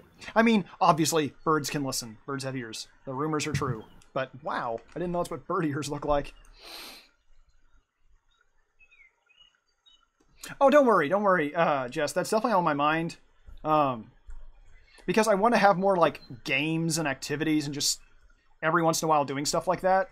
I have to keep it organized and like planned out so that it goes smoothly. And I also obviously don't want random people to show up and ask. So like, now that you've mentioned it, now that I've mentioned it, or you've mentioned it, I'm going to plan out private like VR, like not VR, VC is what I was getting to. Yeah, VC, voice chats, because once like I talk with people enough, then it gets me comfortable, and then we move on to actually doing the streams like I've done with Jack and Sil. So that's basically how I'm probably going to have it. We can probably turn it into a game activity show type thing. Also, Penner's totally going to make his own server. Well, I mean, that's spoilers. We'll have to figure that out. One page at a time. I don't want to jump ahead of everything. Don't want to read 5 pages in 1 second. I mean, that's how my life has been feeling lately with all the stuff I'm doing. Okay, Eli, you sent me a thing for your Discord. Thank you. Because, yeah, I need to slowly get myself back active on Discord. You were good about getting on earlier today. Yeah, I'm slowly getting in the habit of it. It's mainly that I have to allot a time per day where I only work on things. That's been my big thing. I have to work on that. Come on, thing. Let me... Is it really going to make me... Okay. Okay, I'll just take a screenshot and do it that way. I tried to use a text message and copy the name, but instead it copied the whole message, and it's like, fine. Did you just have like a little button that you pressed it? Okay, what are you trying to do, Pen? Pen, what are you confused about? Everything. Okay, don't you know me? What about right now? What a parka looks like on an owl. Did you send a picture yet? Yes, I sent. Oh, you sent a picture of it? Okay. Let me open that back up again. And yeah, phones are rude. I agree with that, Eli. So am I. Oh, okay. This parka, that's nice. This parka, not any other parka. This parka. And yeah, that is another thing, Jess, that you're mentioning about figuring out which time to do some of these voice chat / streams. I do have friends that are in different time zones, so obviously that's going to be like a bunch of planning that takes place. So yeah, I'm glad people are mentioning it so I can think about it. Goodbye, Eli. Thank you for showing up. I'm glad you're dropping in. You've discovered my channel now, so it's not just in person that we're seeing each other. New discovery. Yep, exactly. Things change over time, which is good. Because at times I will honestly get like impatient about like, oh, are people noticing my videos and all sorts of stuff like that? And it's like, you just gotta give it time. You can't dwell on that because you overthink it. Because boy, I've overthought it. And it's like, no, things change. I was like, actually, earlier today when you sent out the video, I was like, I'm talking to Pen right now. I'm watching his video at that same time. I should let him know that I'm watching it. Yeah, I really appreciate that actually, because it's that kind of thing of someone can like, you can make someone's day. You can like really surprise someone by mentioning small things like that. And so yeah, it's like, you don't overthink it because little things might happen and you'd be like, whoa, I'm surprised. And yes, Hattie, you're actually right in time because I'm getting close to done with this. I gotta figure out how to fit a parka on an owl. But other than that, yeah, once I have finished this, Hattie, it would be your turn until Alex shows up. I think Alex is busy with classes. So the way I do it is someone has to be present for the stream. And I don't do too many people in a row. Or the same person in a row. I try to give everybody a chance first. It usually helps increase your chances if you're present during the stream before I get to requests. Because I try to keep people active before requests happen. Because I want to decrease the chances of people just showing up for requests. We want to have this a fun experience, too. And my hives are acting up. Your hives? Hives. I have that a lot when it comes to heat. I overheat really easily. That's been a thing since I was little. And it's approaching summer. What'd you say? You need to shed your fur. Yes. I wish I could. Yes, Jess, we are getting into requests. And what fur? Oh, wait. Are you saying you'd wish you could shed your fur because then you'd have fur? That, but also I would make me cooler. Like, not just cooler, but also cooler, because temperature. You'll need to remind me, Hattie, because I have a lot of pictures I'm doing all the time, especially commissions and Patreon. So you'll need to send me an example or description of what we're drawing right now, because there's a lot. Oh, wait, wasn't it Dragon Fart or something like that? I mean, that was in the game we played. We could do that. Oh, yeah. And also, I am winding down. I've realized the time. I only have about 15 more minutes, because I still have to go by the curfew that my house has requested. I think this may be the shortest request Pen has ever drawn. Oh, how quickly I'm doing it? Taken like, yeah, because it's only taken like 9 minutes. Exactly. I can potentially do faster pictures. I just need to make myself do it. Angry Birb. Angry Birb is like, I'm trying to do laundry. Come on now. Why am I in a snow globe? Oh, wait. That reminds me. I have to do laundry. You're welcome. I'll do that tomorrow. We don't just draw here and ramble about random things. We also remind you to do your laundry and drink plenty of water. Lots of water. Yep, thank you. Yep, you got on. Thanks. You've been here before, haven't you? Every day. Wait, no. It's not, I know how to say that word. It's like eczema, I can't say the word eczema. Eczema, I can't say it. You just said a Pen. I don't know if I'm saying it right. I just realized it's the first time I've ever actually said it. But yeah, oh, new profile pic. Yeah, cool. Or you sent a new pic. Is that what you're saying? Or, okay, you sent a new pic. Ooh, very nice. You did some cross-hatching there. And a USB finger. See? Exactly. This is the kind of thing you need to be doing more of, Hattie. Hattie? I'm looking at the wrong name. Hattie. Yeah, my brain is... Sorry, Jess. I don't know why I said that. Hattie. Because Hattie was asking a question about pictures, and I think I saw a message from Hattie? No, I didn't. I'm going to mix up all the names now. Okay, so I've got that there. They'll never let me think, because when you said Hattie, my mind went to Batty, then Craddy, then Socrates. Don't know where that was random. Yeah. Okay, so that parka... Don't ever let me think, Pen. That's... I already overthink, too. So, I just realized I'm putting the parka on wrong. The parka needs to get up to the shoulders of this Birb to make sense. There we go. But yes, Jess, I think I can do some speed drawings right now and get to everyone before we end. Because I'm aware of the time, I can speed this along. Go zoom zoom, Pen go zoom. Up and zoom, Pen go zoom. I mean, I am a bun after all. I should be faster than this. It's a flying bun. Yep. Okay, so there we go. Maybe your little owl here is doing laundry in the snow globe. Maybe these aren't actually snowflakes. Maybe these are the laundry detergent. And I hope your owl has, like, immunity to chemicals, because that's not good. Don't do the Tide Pod challenge, everyone. That's a bad thing. That's a bad thing. What's that thing called? The Tide Pod challenge? Don't. Anyway, what? Chemosynthesis. Chemosynthesis? Yeah, you know, like photosynthesis, but for chemicals. Yeah, I'd hope birds can't do that. That would be, that sounds, like, dangerous. I know it goes on in, like, bacteria at the bottom of the sea, and, like... Oh, okay. I mean, yeah, if you get into scientific terms and we get into that, we have science time with Pen and Sil, then we could research that. I just remembered how, like, it happens. Like, okay, so at, like, the very bottom of the ocean, there's these little microorganisms that hang around the vents at the bottom of the sea. You know, like the vents. Yeah, I do. A lot of the thermal vents down there. Yeah. So I think they do, like, geosynthesis or something like that, where they... geothermal synthesis, where they get their food from the heat. And, like, there's these little fuzzy lobsters down there.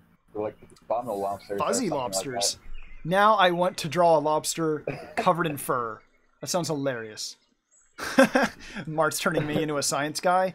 It's going to take me a while before I'm good at that. Guy? Well, if we pronounce my last name wrong. Because, no, it doesn't actually rhyme.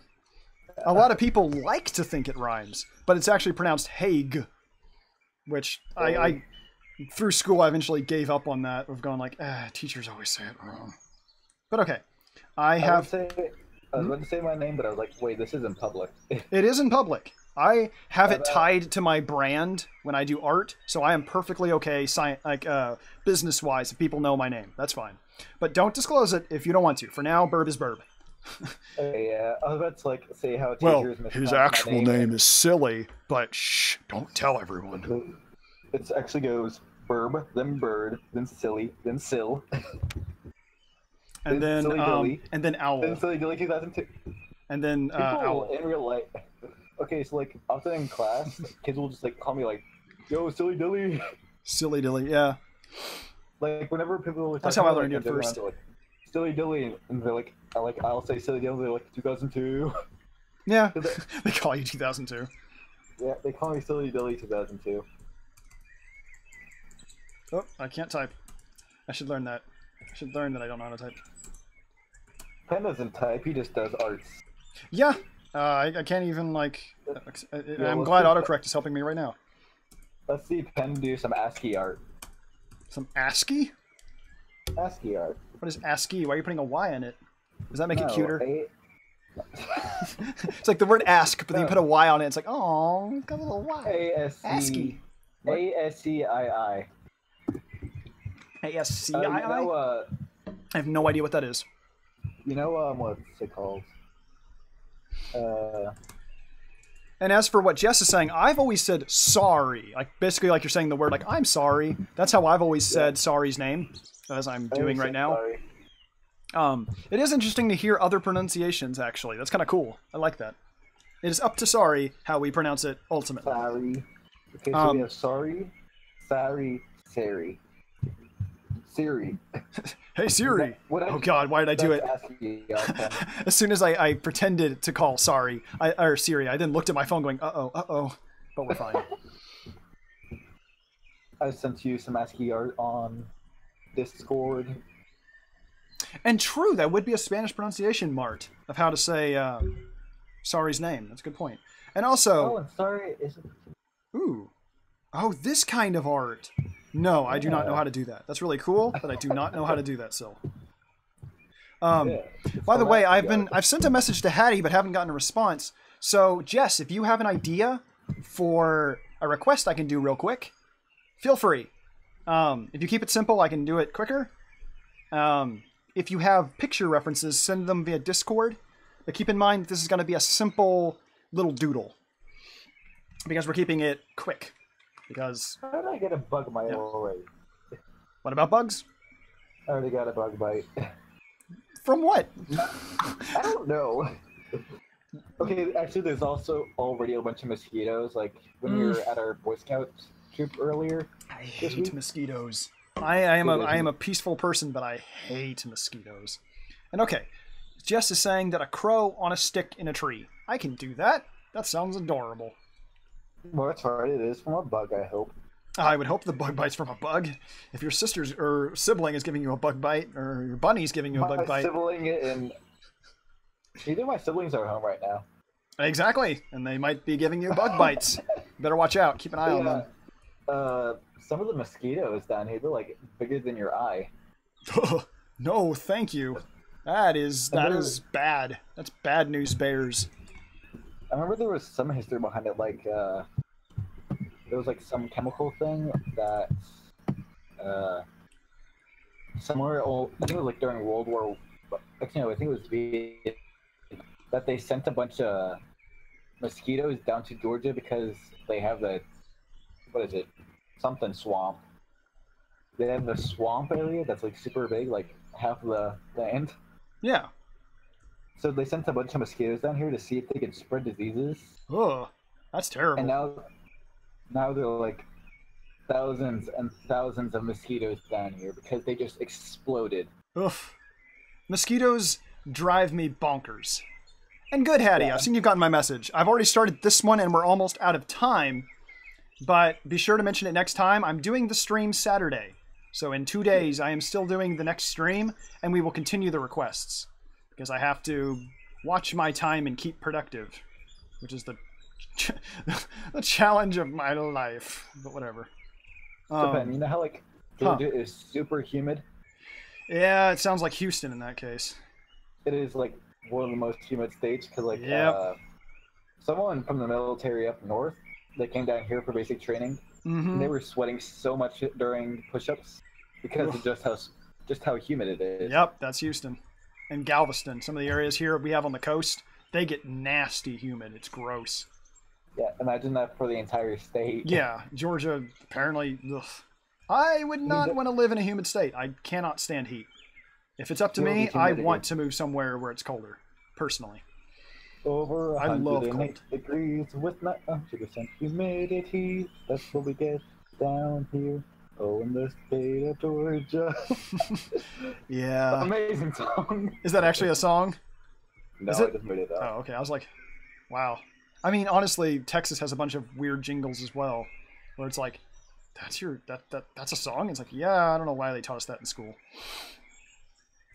Last year, yeah, it got up to over 108 degrees one day. Aw. Yeah, 100 degrees. Bleh. We have that a lot of times. It's gross. And yeah, Jess, that's perfectly fine. I do these drawings for people to enjoy, so yeah. That's perfectly fine with me. Also, with some of these, since I always do them in black and white, I'm okay if people color them. That is also okay. Yo, Pen, can I commission you to color mine? Now, if I'm going to color it, that's going to be another request slot, because that takes up time. I've tried that in the past, and it takes up way too much time. But I can do it. What did we have that? Huh? What was my first request from your stream? Oof, good question. I mean, if you go far enough... Wait. Was that the Audrey 2? Was that the first one? I remember that. Was that the first? I think it might be. Also, Mart, I love snow. I love snow, I love cold, way more than I love heat. I don't want cold to be the point of, like, inconvenient, dangerous cold, but I do enjoy cold way more than I do heat. So. And plus, think about it like this. If it's cold, it's easy to get rid of, just more layers. If it's hot, more or less, kinda, yeah. With heat, you can only peel off so much skin before you're like, okay, I'm a pile of ashes. It is too hot. You can't get rid of heat, but you can get rid of cold much easier. I mean, if we want to get scientific. But anyway, it's just because with me, I overheat already, and I live in Texas, which is very hot. In the summer, we easily get into the 110 degrees, which is a miserable temperature for me. So it's why I have an air conditioner in my room. What's up? Sometimes hiking in Georgia is like literally the worst thing. Mm-hmm. But speaking of hiking, Georgia, I'm really excited for this camping trip. Yeah, like the fact that you're doing it in a controlled setting actually sounds really freaking nice. Yeah, it's for older scouts only, so all the older scouts like that because we don't hang around the younger scouts. Exactly, like that sounds fun.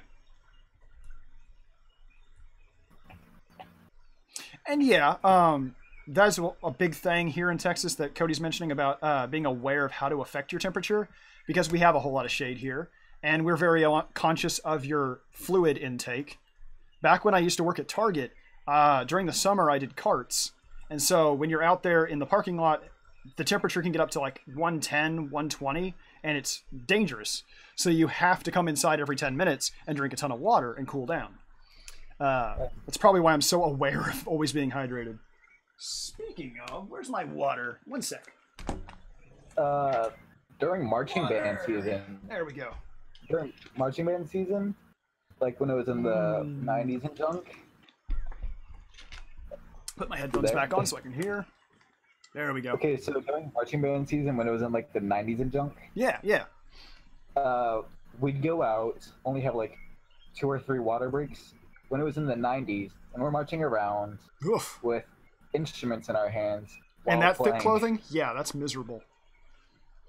Yeah, we've had bad problems happen during the various football games and marching and stuff like that we have here in Texas. We've had like problems where they had to change the rules because they're like, yeah, people are overheating. We need to fix that. So I'm pretty sure like only one kid passed out at least. That's one kid too many. That's one person too many. My brother's first year, it was like, I can't remember who it was, 6 or 9 kids that passed out. That's not good. 6 kids in one day. That was it. That's a sign that they need to change their rules because they're not doing it right, as far as I'm concerned. When it's something like a school, you should not be doing it. You should not. So much you can do to control Georgia heat and Oh, I humidity. know, but allowing more water breaks and honestly, the uniforms are kind of ridiculous sometimes. Of like, really? You're forcing people to wear that when it's the middle of summer? Or as it's really hot? It's like, bad rule. As far as I'm concerned. Because we weren't doing so well, like, we were kind of goofing off. Yeah. Our band director literally just threw his clipboard to one of his assistants and left for the entire thing, like the rest of it. They threw a clipboard at someone and then left? Yeah. That's random. And for like the next 3 days, he just wasn't there. That's odd. Yeah. They're like, okay then. There we go. Trying to figure out what style I'm doing this in because I'm trying to keep it simple. And Mark, how come the cooling down part is worse than the fainting from heat stroke? Wait, what's up? I've not been keeping track. Where it said heat stroke. It was awful. The cooling down part, not the fainting. I am a little confused by the phrasing there, but how would the cooling down be worse than? Yeah, I'm a little confused by the phrasing, but heat stroke is awful. I know once at a Six Flags when I was like 8 years old, I had that. It was a very nasty sensation. Not fun. Happened to my brother or a cousin. And hello, Max. I'm glad you were able to still show up before I ended the stream. Yep, I'm still live. I am about to end it though. I technically have hit the time limit for me, so this is the last picture. But I want to finish it just so that Jess has this. Hopefully, this is cute enough or pleasing enough. I did it a very chibi crow. Let me make it obvious to be a crow. Okay, I just figured out that Max is saying you're still alive and not you're still alive. Not alive. I thought that too when I looked at it. You're still alive? I thought I sent him that. I thought I sent him that cursed object to steal his soul. God, I thought he's still alive. I know what he meant. If you stole someone's soul, would they still be alive? Oh, okay. And yeah, Max was hearing about Six Flags.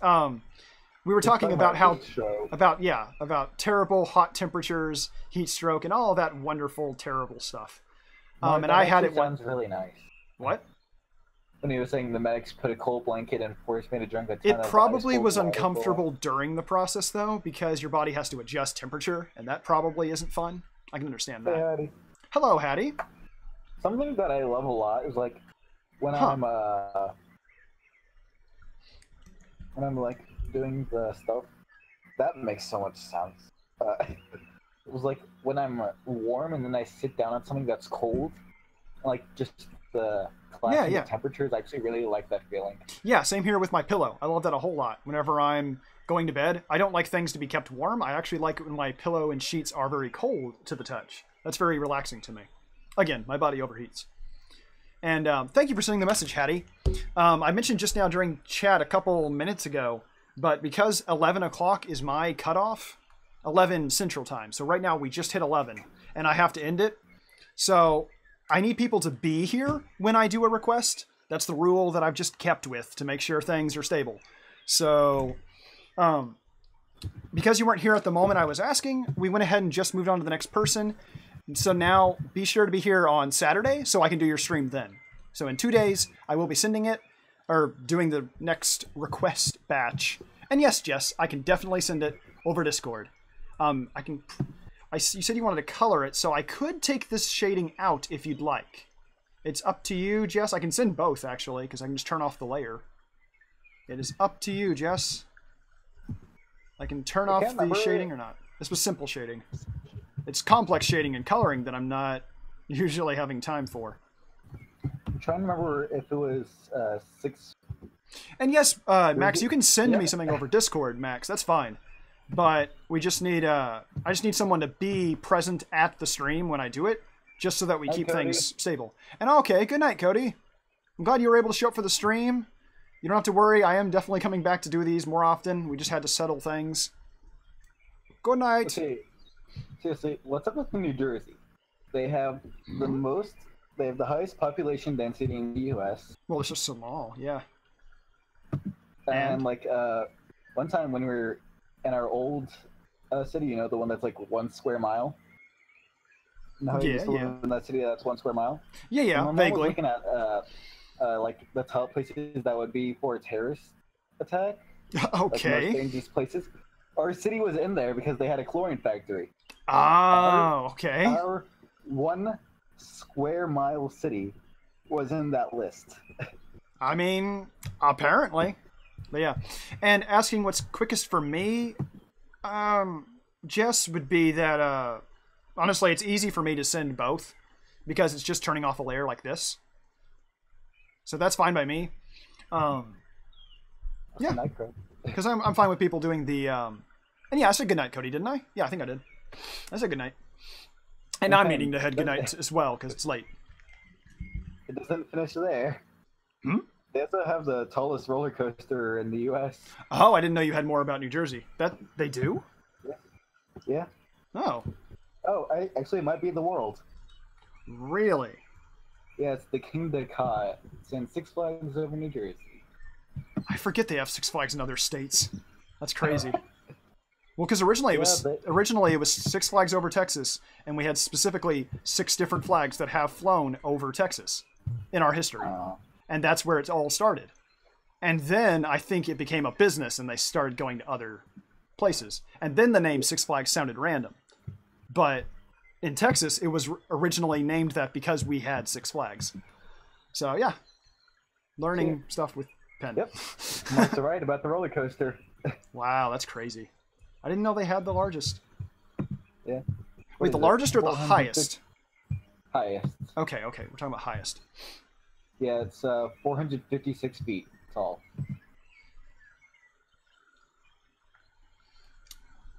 I have a hard time imagining it because we already have a couple big ones here. What's the biggest one we have? I think the biggest one we have is the Texas Giant. I think that's our biggest one. Oh, Mark's saying it's not only the tallest but the fastest. That kind of makes sense if it'd be the tallest because then it's super steep. Oh yeah. They better have a lot of security measures because that'd be no thank you for me. 148 miles per hour. That's crazy. Oh, 128. Okay, let me go ahead and save these. The date's wrong, so let me change the date. Let me go actually to the live streams thing here. Today is April the 5th. When Max was talking about how California has 2 Six Flags parks, Magic Mountain and Discovery Kingdom. Yeah. I mashed them both together and read in Magic Kingdom. I was like, wait, that's in Disney World. Yeah, I've never been to a Disney World or Disneyland. One day. But I've not go sometimes because it's, you know, just south of here. Yeah, you're lucky. Well, closer. With me, it's a bit further. Okay, I need to think of titles. Oh yeah, this is for Jess. This one has the shading. I'll put shading for that layer. New Jersey's for some reason a crazy place. Apparently. I mean, it's very compact, so I'm not surprised. And they're right by New York, so I'm not surprised there's a lot of random trivia about them. Oh, right. Max is really big on theme parks. He knows all the trivia. It's really cool. Okay, Jess. Okay, but like, do they have Taylor Ham there, Pen?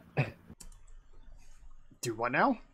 I was really shocked when I discovered that pork roll / Taylor Ham wasn't a common thing. No, I haven't heard that term before, so no. I mean, I have the same thing too with things here, and I'm like, oh, people don't have that in other states? I have that all the time. I think it's kind of fun to learn that, even if you're shocked by it. Like, huh. It happened when I was talking with a Boy Scout friend, because we were talking about stuff to make for breakfast. And I was like, oh, pork for Taylor Ham, egg cheese sandwich, egg bagels. Those are delicious. He was like, can we have bacon instead? It's like, what's wrong with Taylor Ham? Apparently, and then I went on to, you know, look up Taylor Ham, and what do I know? Huh. Like the first four things that come up are about New Jersey. I mean, yeah, go figure. I mean, cool. The only thing I really know about New Jersey, other than its location, is that Danny from Game Grumps is there, and that's about it.